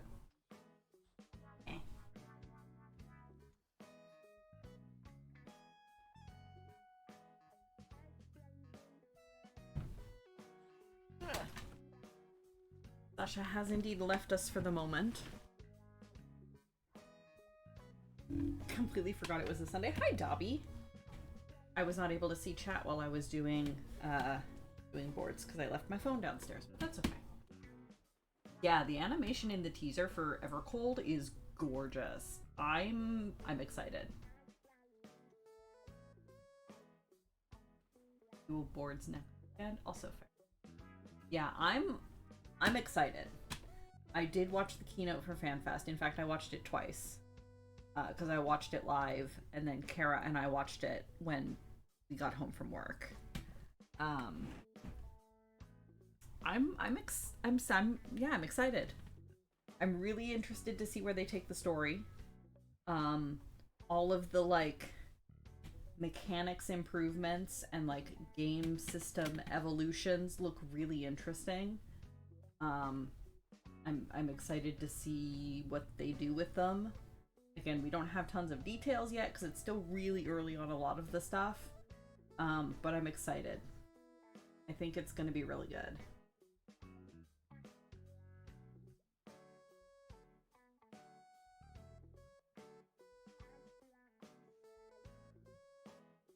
have so many like crackpot theories about various things and what it could mean. And I'm very excited to see the patch that's coming out this Tuesday, as it's apparently going to reveal a lot more about like why the why, which I'm yeah, again, I have crackpot theories that I will not get into because they are massive spoilers. But I'm very excited.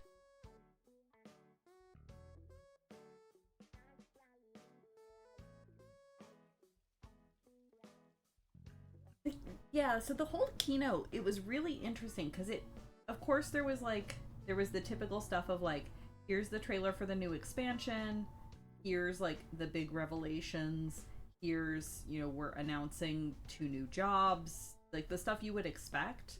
But then the rest of it was kind of like I said, like evolutions and quality of life improvements and like systems overhauls to be able to make FF14 more sustainable going forward in the long term, which I thought was really interesting and is needed. And like I said, everything they showed looks pretty good. So I am very optimistic and eagerly await more details.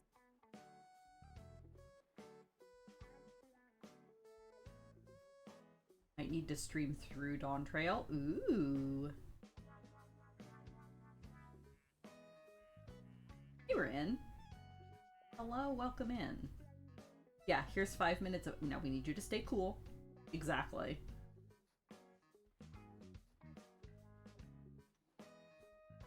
I also had that thought, Randus. I don't know if it's just because she was giving serious Matoya vibes. I had that thought. My other thought was, I swear, because, like... So, all of the NPCs that we saw in the trailer were Aura, which I'm sure is fine. But I have this ongoing beef with Mole Grandma, with Serena's grandmother, because she has the gift of foresight, we are told that, and she, like, you know, speaks to the gods and does their will, etc., etc. She calls us the Traveler, or the Wanderer, all the way back in Stormblood. Like, this lady has our number from Stormblood, and it drives me bonkers. You can go back and talk to her during various parts of the MSQ, and she will give you, like, very shadowy, like, vague statements that in hindsight, you're like, holy crap. Like, this lady has our number. And so I swear, if this old lady in the trailer for Evercold is a shard of Mole Grandma, I will flip a table. It would be hilarious and amazing, and I will flip a table. Because this lady and I have beef. It feels like the story is looking back like 100+ years. I don't know. Because at the very end, then, she says, because the kid's like, oh yeah, the Traveler from the sky.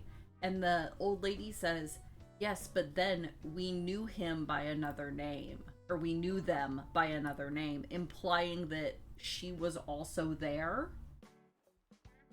I'm thinking we might be doing time travel, but I don't know for sure.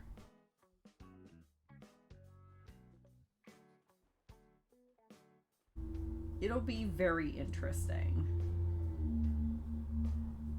And like, and I mean, who knows? Maybe the kid and the old lady in the trailer will have nothing to do with anything. Like, maybe it's just a framing device for the trailer. But I also wouldn't be surprised if they ended up being extremely important, because this is Square Enix we're talking about.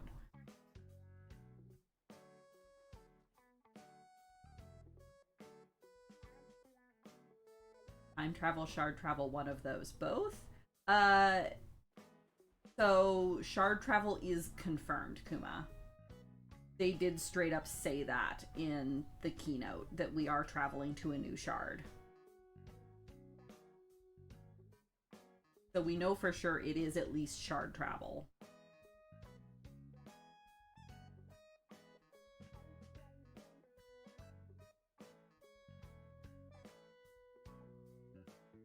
Still a little stuck up on that first part of the trailer, like we're going to be rejoining the shards, or at least going to do something to reconnect them. Yeah, I have tons of theories about that.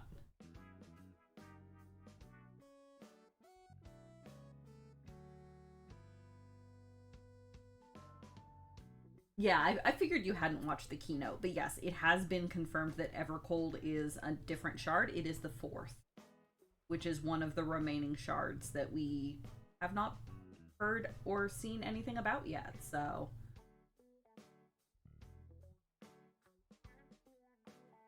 It sure looks interesting. I swear, I'm like 90% sure that they put Alphano in the trailer just to, like, disprove all of the theories people have that 8.0 was going to be a time skip. They're like, no, he's still little. Darn it. Let them grow up. Alright, let me mess around again. Blah. Do we know anything about the second bright orange thing? Yes. It is an artifact that we discovered during Dawn Trail. And it is very heavily linked to Azem. Like, the implication is that Azem made it. We don't know much more about it yet. We should be finding out more in this patch, actually, because Y'shtola, being Y'shtola, has been trying to research it. But it is very firmly connected to Azem, which is why it's being shown in conjunction with the Azem crystal.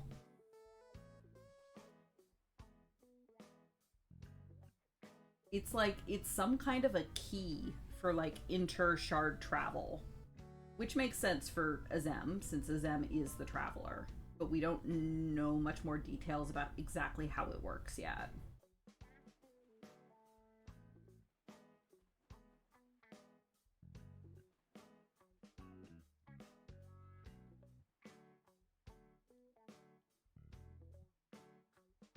It's a Dawn Trail thing, Azem related? Yeah. Yep. It sure is. I mean, if Dan does take a break after Endwalker, I'm tempted to stream Dawn Trail for you myself. Or like Kits was saying that she might. It's good story, bro.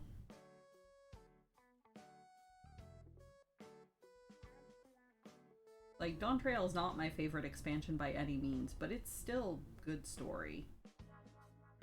Especially leading into what is now wherever Durman is. Yeah, Durman is in 5.4, 5.5 currently. Between 5.4 and 5.5.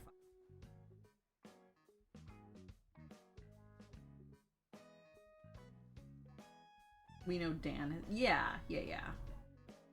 Oh no, I meant, Dan has said in Q&As that Durman's journey might go on hiatus after Endwalker, just because it is a lot.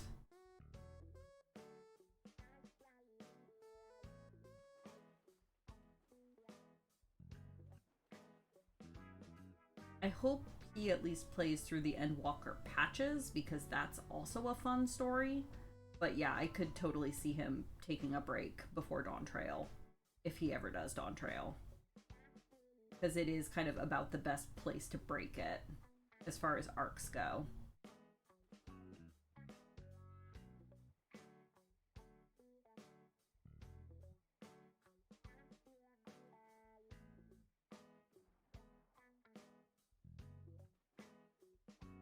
But I am, like I said, I'm excited to see where this new arc kicks us off to.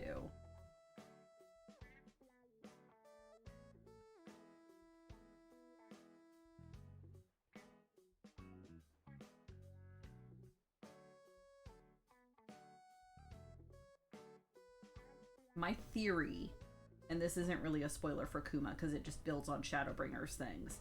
My theory is that even though the Unsundered are now gone and like the Asians are no longer like specifically trying to rejoin things, my theory is that the remaining shards are like collapsing anyway. Like maybe there's too many shards that are gone, and so the ones that are left are imbalanced and are gonna be like falling apart regardless of Asian intervention, and so now we have to find a way to fix that.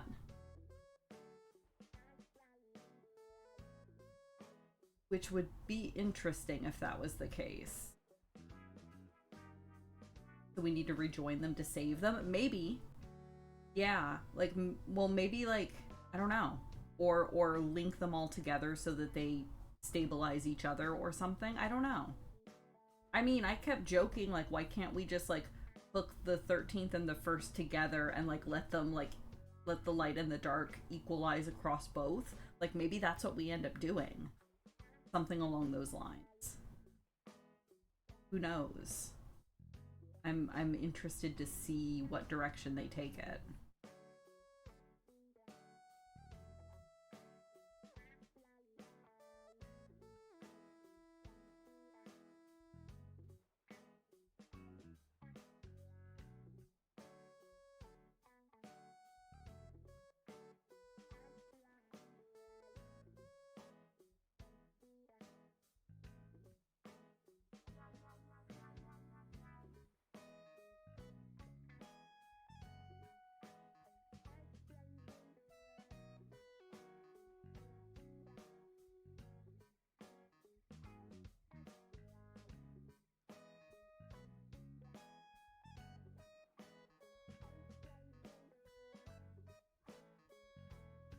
Square Enix never really finishes an arc. They just set themselves up for something 5 years down the line. It's true.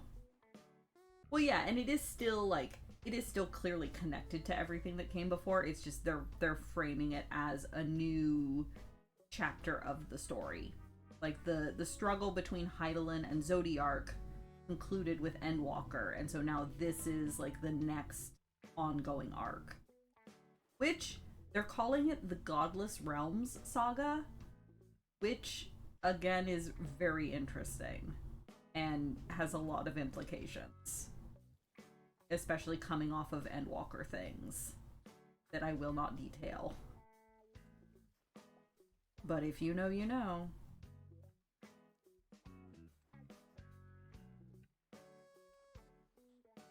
Ominous? A little bit, right? But like I said, I'm very curious to see where they take it.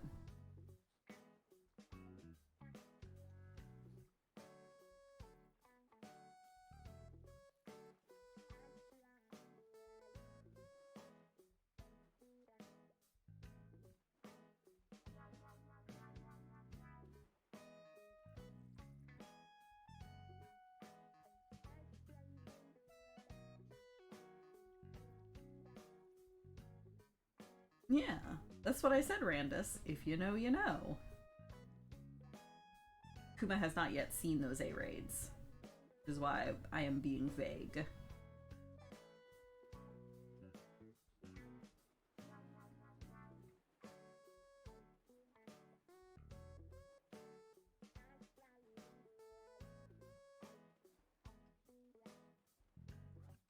It's sure gonna be a fun time. Regardless. Also, can we talk about in the trailer Estinian just like jump kicking a monster? Like, nah, I don't even need the lance. I'm just gonna kick you in the face with my giant armored boot.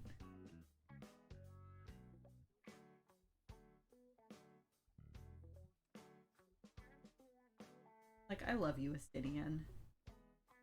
I actually really liked that the trio kind of showcased in the trailer was our old Heavensward field trip crew.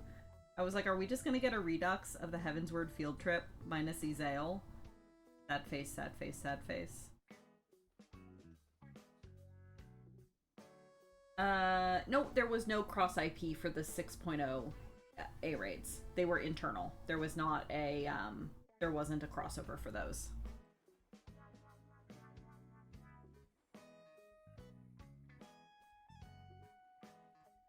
What if Shard of Ezael? Ooh! I hadn't actually thought of that, Barris. That would be cool. That would actually be very cool. I would be into that. I miss Ezael so much. Okay, real talk. Ezael's death, like, got me. Because I hadn't been spoiled for it. So, like, Haurchefant... I don't actually remember if I got spoiled for Haurchefant or not. But for whatever reason, I wasn't, like, super connected to him the first time I played through. So, like, when he died, I was sad. But, like, it was kind of like, oh, okay, whatever. Papalymo, I had been spoiled for, so I knew that one was coming. But Ezael, I somehow remained completely unspoiled, and it just got me so bad. I was like, Ezael was actually the first time FF14 made me cry. There's been a couple other times since then, but Ezael was the first one. Like, I was literally in tears.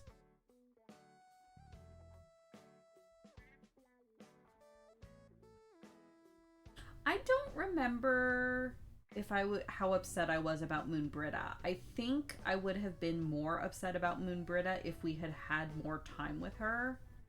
I wish they had brought her in a lot earlier and given us more time to fall in love with her. But it's the way I remember it, it just seemed like, oh yeah, here's this new character. Oh, nope, they're gone again. Well, okay. Which kind of sucks, because in hindsight, she's really cool, and I wish they had given her a little bit more time.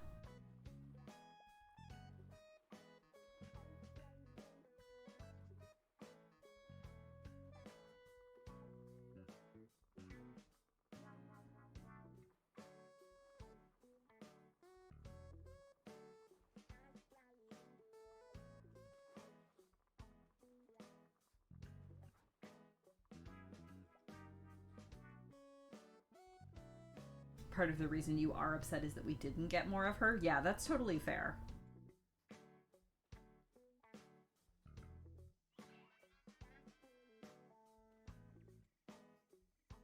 Yeah, no, Ezael got me.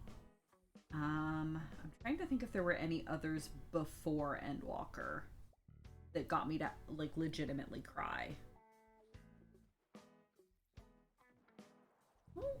Oh, yeah, the tank role quest for Shadowbringers. Brendan's whole story. That, oh god. Yeah, that still gets me. I get choked up with that one.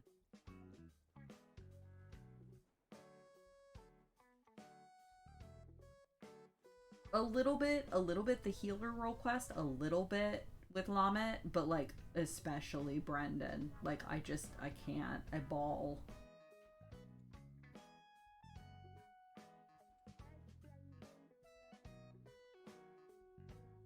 But then, yeah, the end of Endwalker got me, and there was some toward the end of Dawn Trail that got me. Again, if you know, you know.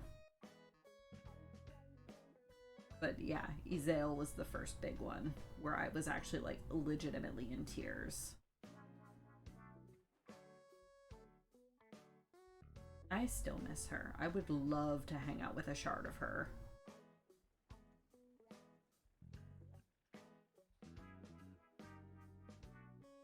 And it would actually be really interesting to see a shard of her, because, like, what does Ezael look like without the fixation on Shiva?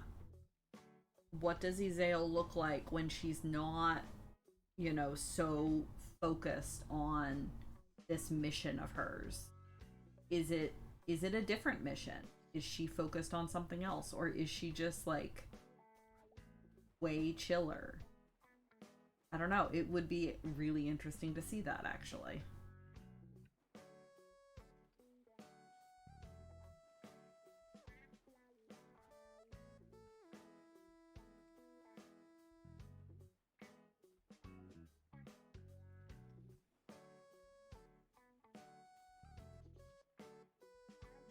Papalymo hits you harder if you start in Gridania, and even more so if you don't know it's coming. Yes, absolutely to both of them.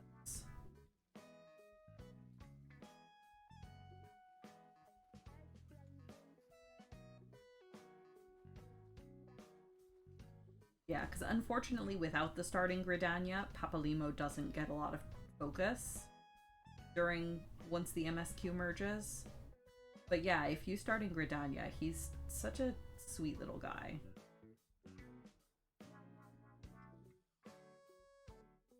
Also, so one of my favorite bits of Papalimo trivia, and I think I've mentioned this on stream before. So I speak Japanese badly, but I do.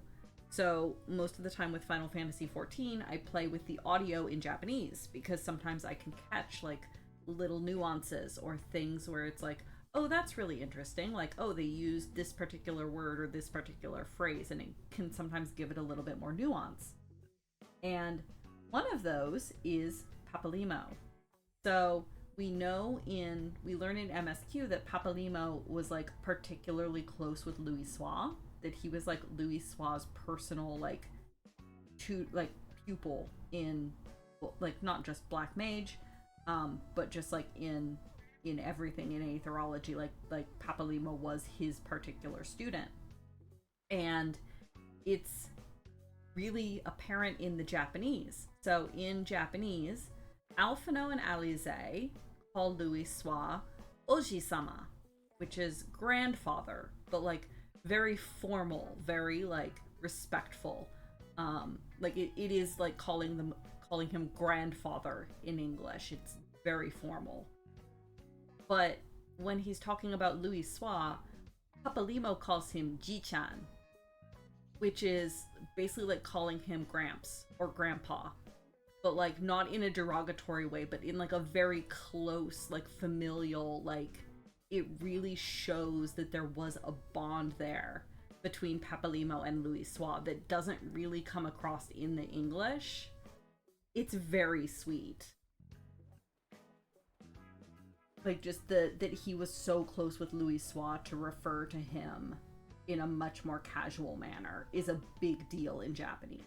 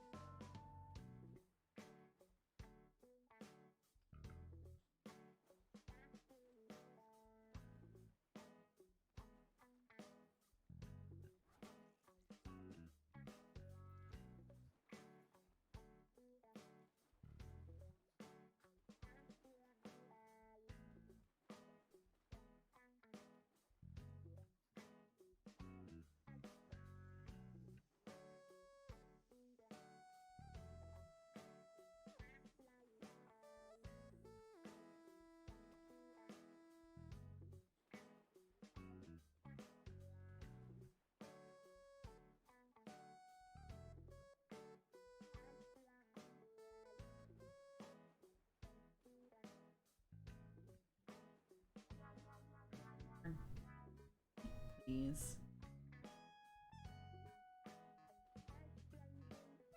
I know I'm asking a lot of you, but please.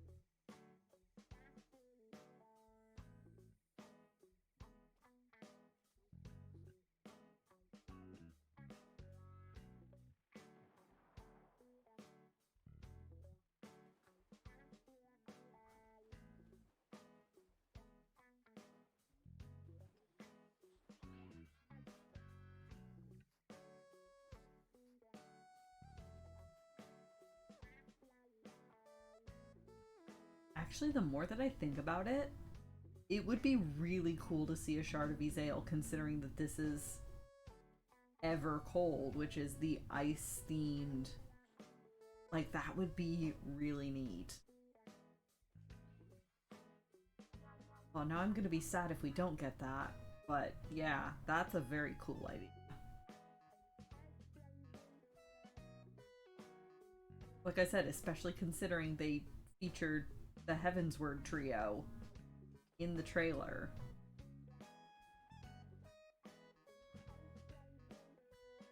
And I mean,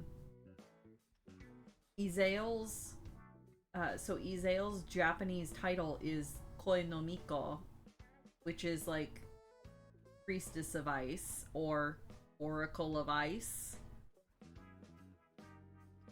I don't know if like the little Aura girl in the trailer and in the logo might be the Shard of Ezael, but she sure seems to be, yeah, Kori no Miko. She sure seems to be like in that kind of a priestess sort of role from what we can see.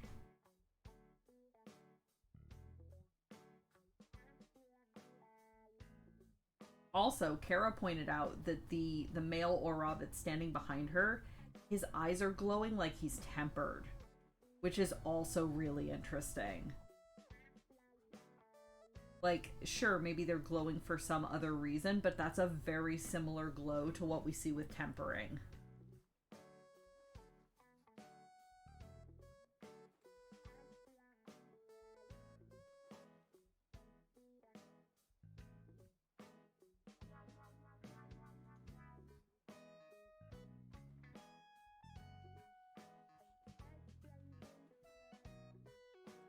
See, I don't think it's clear enough for us to be able to tell if he only has one eye or if the other one is just like blocked by hair or the angle or something. I'm not sure that's clear enough to make a definitive determination. I can see where that's coming from, but I'm not sure it's clear enough.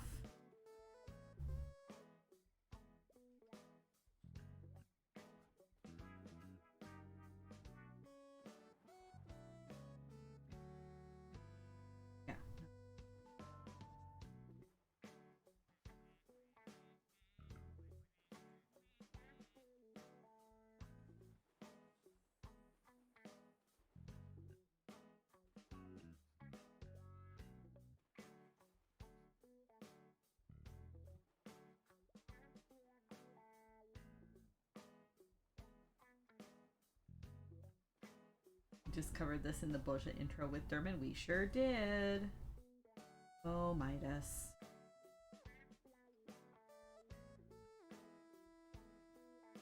Is this a new range DPS cycle? Yes. So it has been revealed we're getting 2 new jobs, and they are tank and ranged physical DPS. We don't have any more details yet. We know they've said that one of them will be getting revealed in at Berlin Fan Fest in July. But we don't know what either of them is other than their roles. But yeah, new Fizz range DPS. Exciting. That's my role.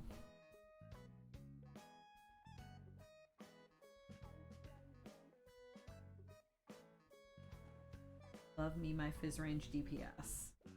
I can't decide if I will be mad or not if it turns out to be Blitzball the way everybody wants it to be.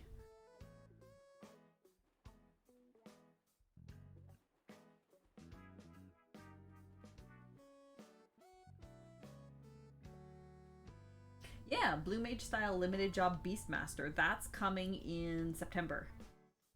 That'll come out with 5.55 or 5.56 in September.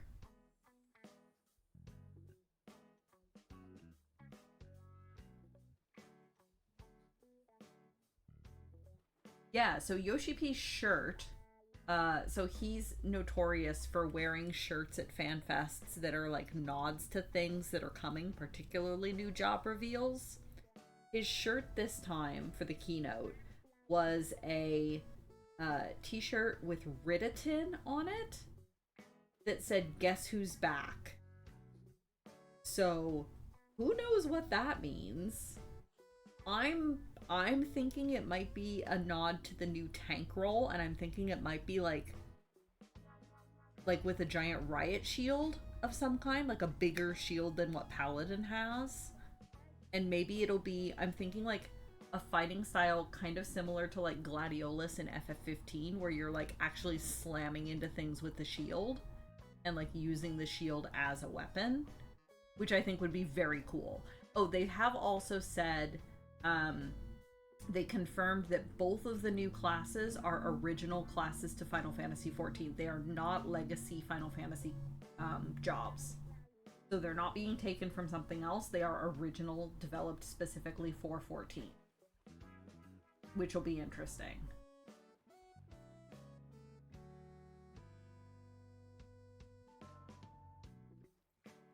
You've got sword and board. Now get ready for board and sword.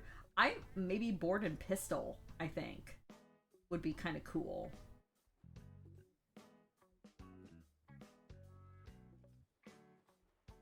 Consider board and board? Maybe.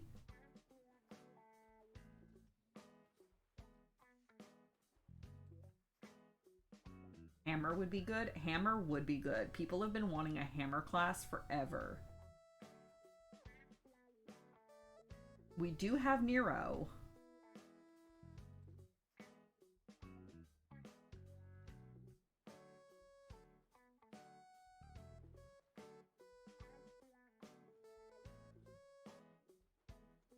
Ooh, dual shield. That could also be interesting. If it was going to be Hammer, he'd be wearing a Nero shirt. Fair. Also true.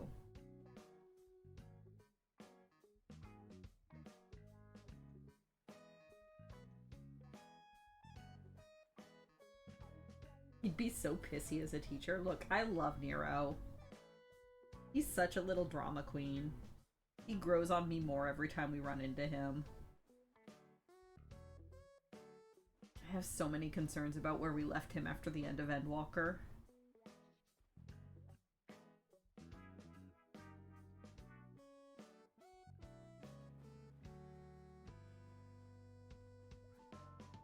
If you do all of the role quests in Endwalker and then do like the overall capstone, Nero gets involved with it and then goes off to do his own thing, and I'm so concerned about it.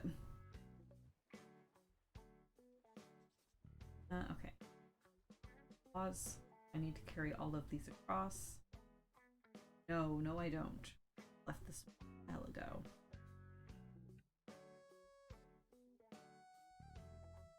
Nero as a job mentor, right? That man. God. So ridiculous, and I love him so much.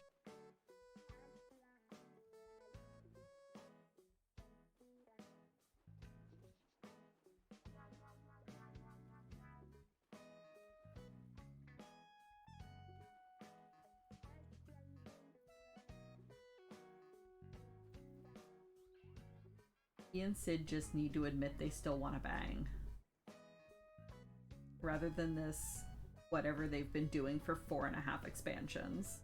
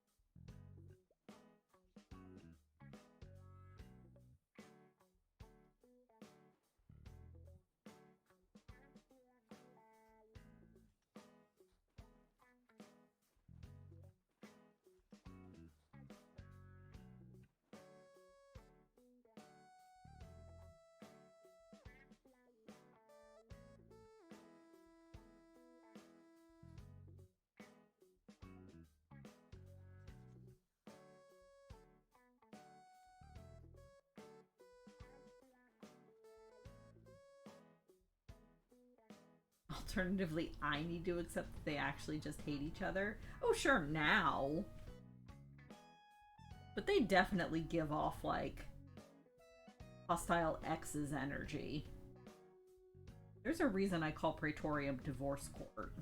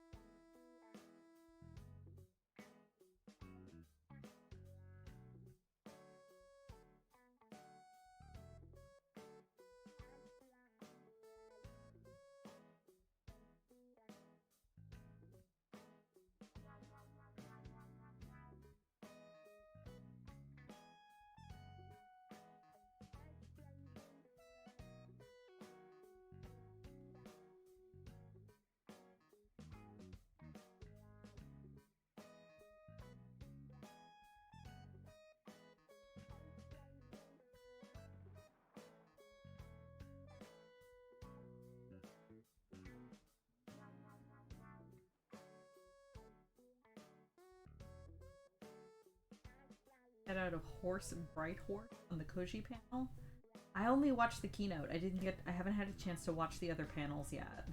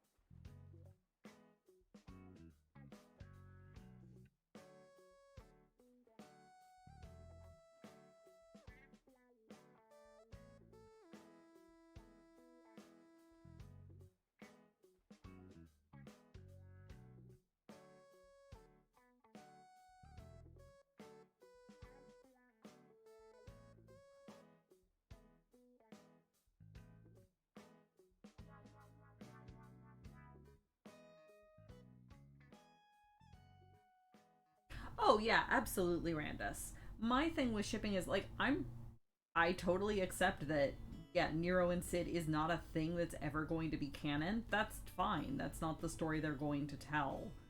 It's not yeah, I no, I fully get it. It's not canon. It never will be canon. But I enjoy it, and that's what fandom is for. Yeah, the fans that get upset when it doesn't happen in canon are not doing it right, as far as I'm concerned. Fanon is a totally separate thing. Sure, it can be fun to joke about, like what if it was canon, or to like take something from canon and joke about how, oh, this is evidence.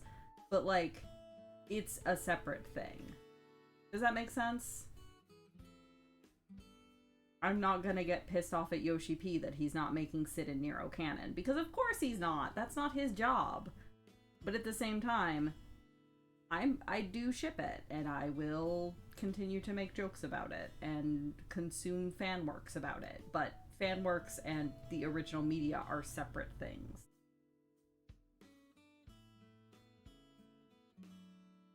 And I at least accept that.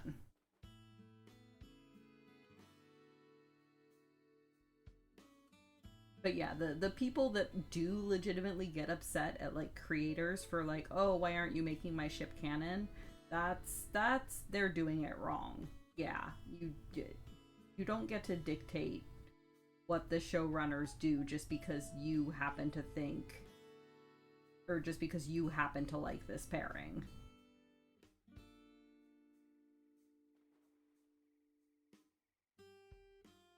Been burned by way too many fandoms. That's also totally fair. People are, especially on the internet and in fandom. He's still carrying any of these. That's. Wait, I need that one. Oh.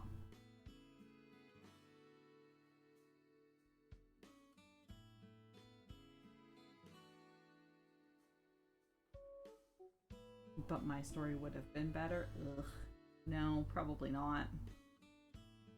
Especially not when it comes to something like 14. These writers know what they're doing.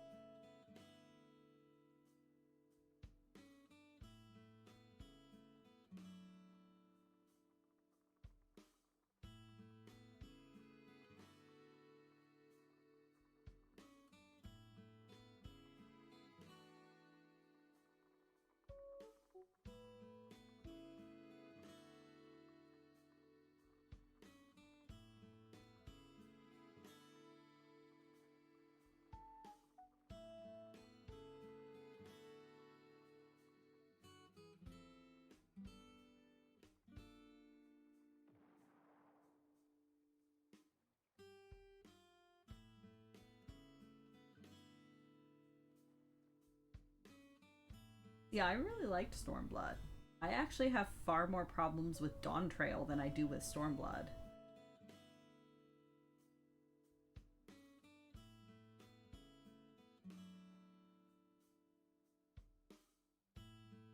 Oh, yeah, also all of that.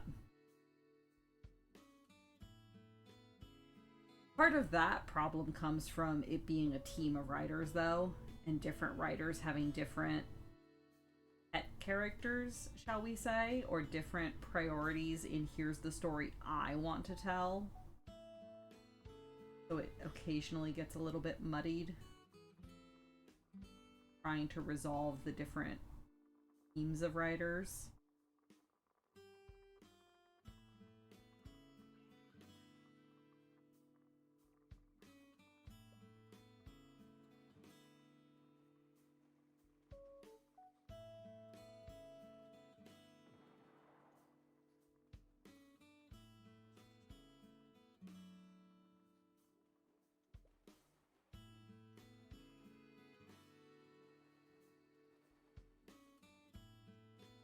Okay.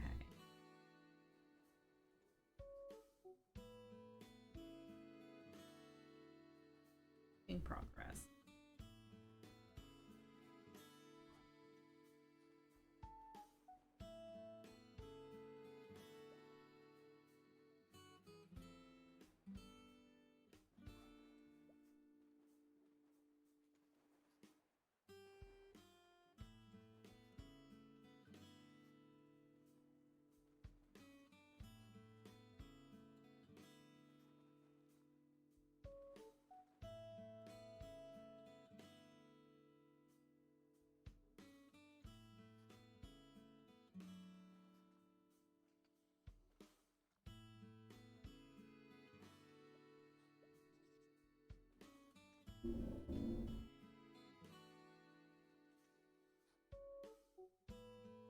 Doubting my pattern for a second there. We're good.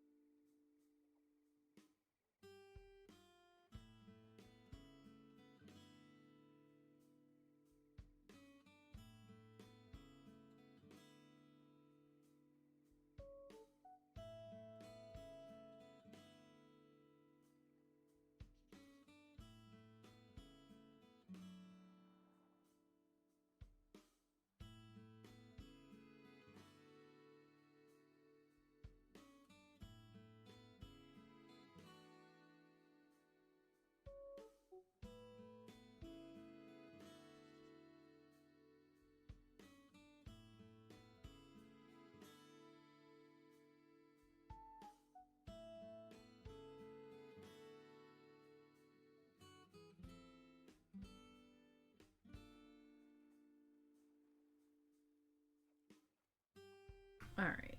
Spend a second turn here. You, come here.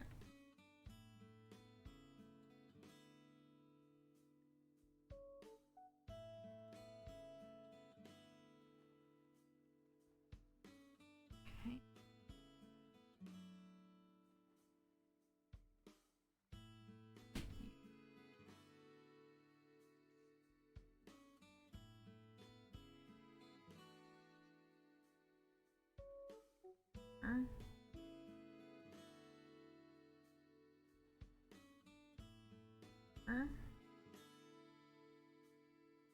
Over through.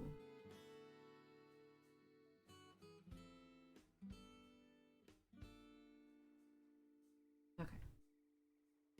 Better.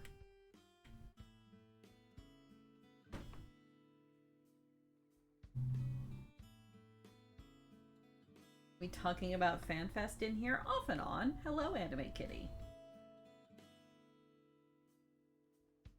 Off and on. Trying to avoid explicit Endwalker spoilers, though, because Kuma is watching Playframes playthrough, has not yet entered Endwalker, so trying to avoid explicit spoilers. But yes, hello, good time zone. Welcome in, welcome in. I'm actually going to be wrapping up probably within the next half an hour or so here, so that I can switch over to my PS5 and I'm gonna do a cheeky little FF14 stream for a while, so that if people don't have the Fat Cat badge and want it, they can get it. It's gonna be very, very, very chill vibes and fishing, most likely. I'm gonna catch the 2 o'clock fish boat. And then probably just continue fishing.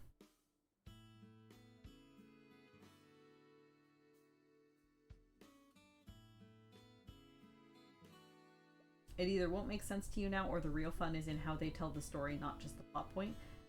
I like that, Kuma. Yeah, that's generally how I hold spoilers too. Like, if something gets spoiled for me, that's fine. If it's still a good story, I'll still enjoy it.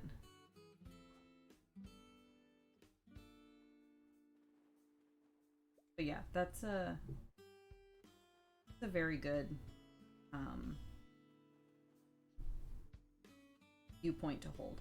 No, he's currently posting videos through Boja, and we'll be getting into 5.5, and then he'll probably be taking another break to record and edit Endwalker. Yeah. Dan himself, I'm sure, with his main is up to date, but his actual like video story mode stuff is just starting Endwalker.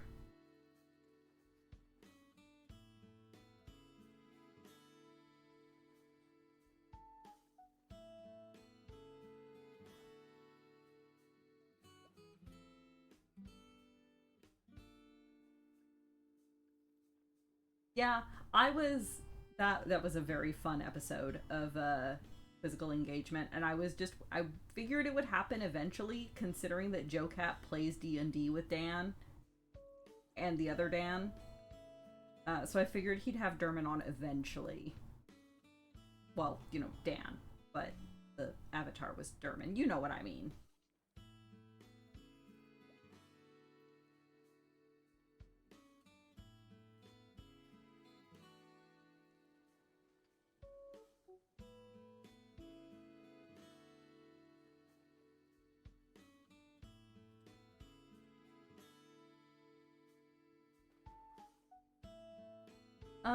I think his streaming is a lot more sporadic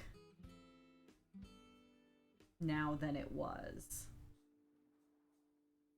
But yeah, he's been back, yeah, for a bit.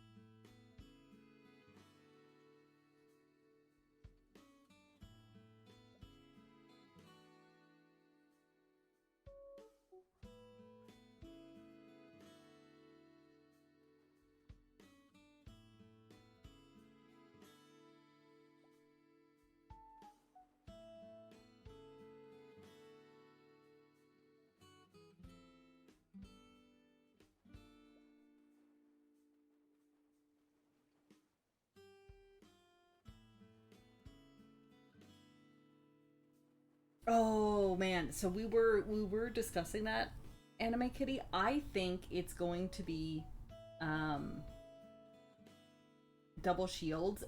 Yeah, I'm thinking it'll be like, I think the Ridditon shirt was definitely a reference to the tank. I'm kind of thinking it'll be like a giant riot shield, like what Ridditon has. I'm kind of hoping that the like fighting style is kind of similar to what we see from Gladiolus in FF15, where you're like, you use the shield to block, but then you also like just smack things with the shield, or like drive the edge of the shield into things and use it as a weapon as well. I think that would be really cool.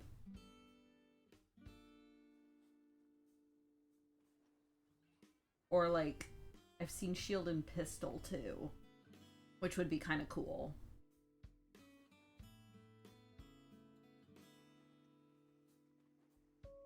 Yeah. Yeah. Like giant shield.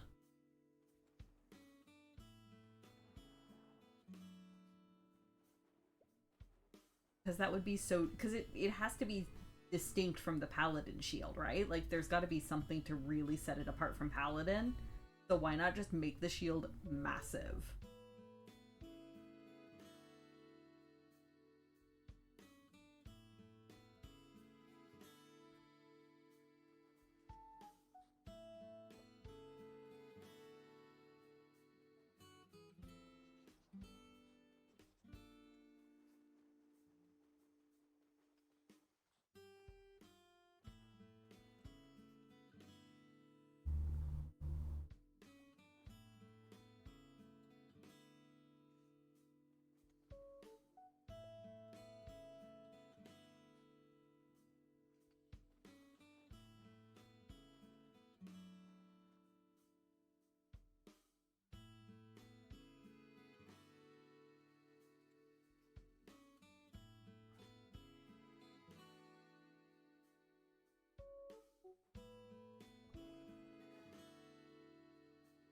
You all think of the main tank distinction talk? I mean, it's only going to apply to evolved mode as far as we can tell currently. So if you don't like it, just play reborn mode.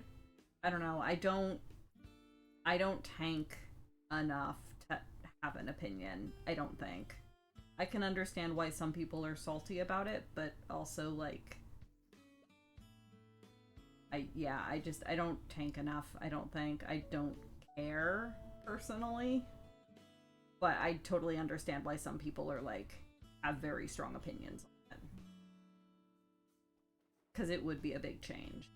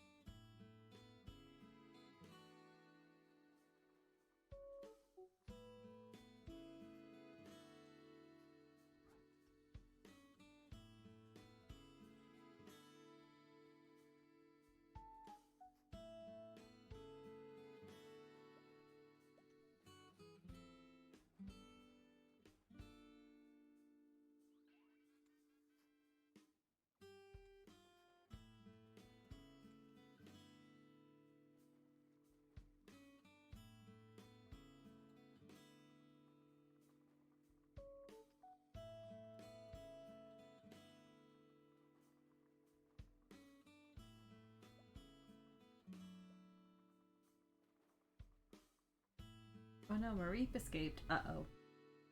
Well, I guess I should go then. Bye, guys. Oh. I mean, I hope the Mareep didn't escape. I have two. Hopefully they're both still where I left them.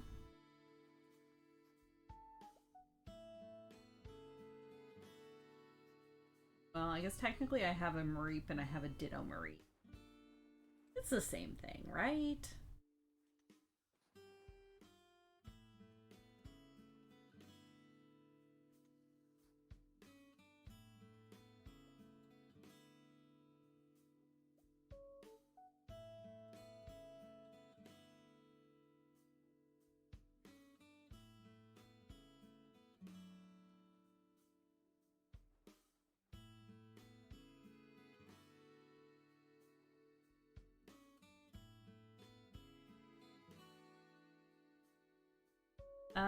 I don't think they touched on that yet.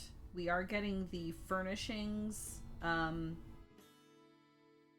upgrade, but like the amount of furnishings is expanding, but they haven't said about the actual size changes yet.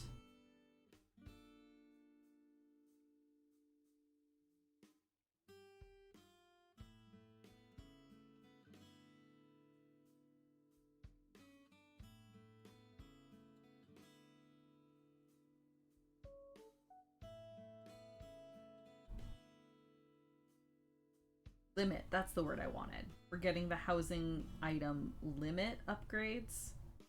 I want to say on Tuesday, but not the size change yet.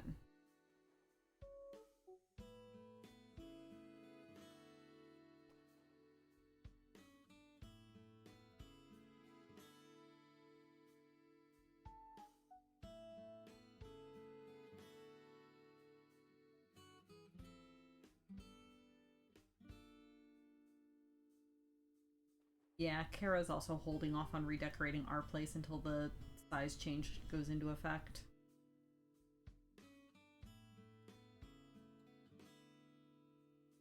I wonder if it's becoming more tricky to implement than they expected.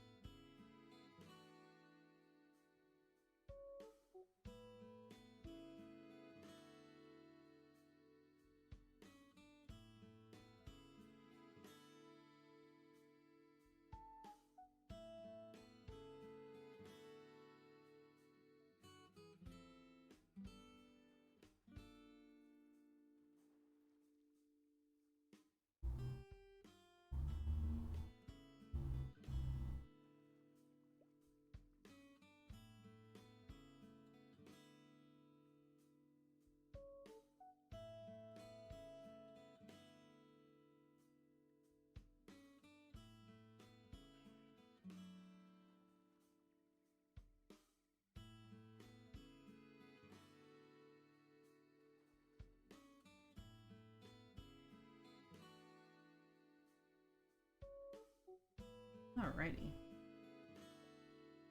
Good stopping point. So yeah, I'm gonna go grab lunch. Everybody else, if you are in a time zone where you need to eat something, please also go eat something. I'm going to mark my pattern so that I remember I've finished this. Smart person. But yeah, I'm gonna go grab lunch. I'm gonna go get myself set up so that I can come back top of the hour with some, I don't know, some fishing. It'll be very chill. I will have a microphone. I don't know how much I'll actually be talking.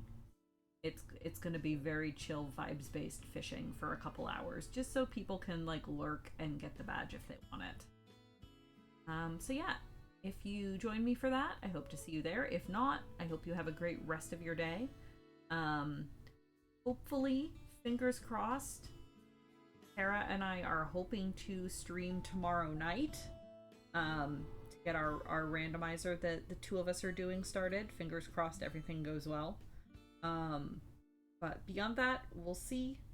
But I should be back next Sunday regardless with more of this and another D&D recap. Probably Dragon this time. So I hope you can tune in for that. But until then, everybody stay safe, stay healthy, take care of yourselves, take care of each other as much as we can. Be good people.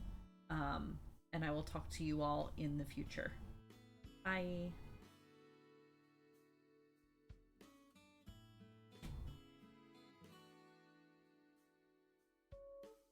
Yeah. Day blanket.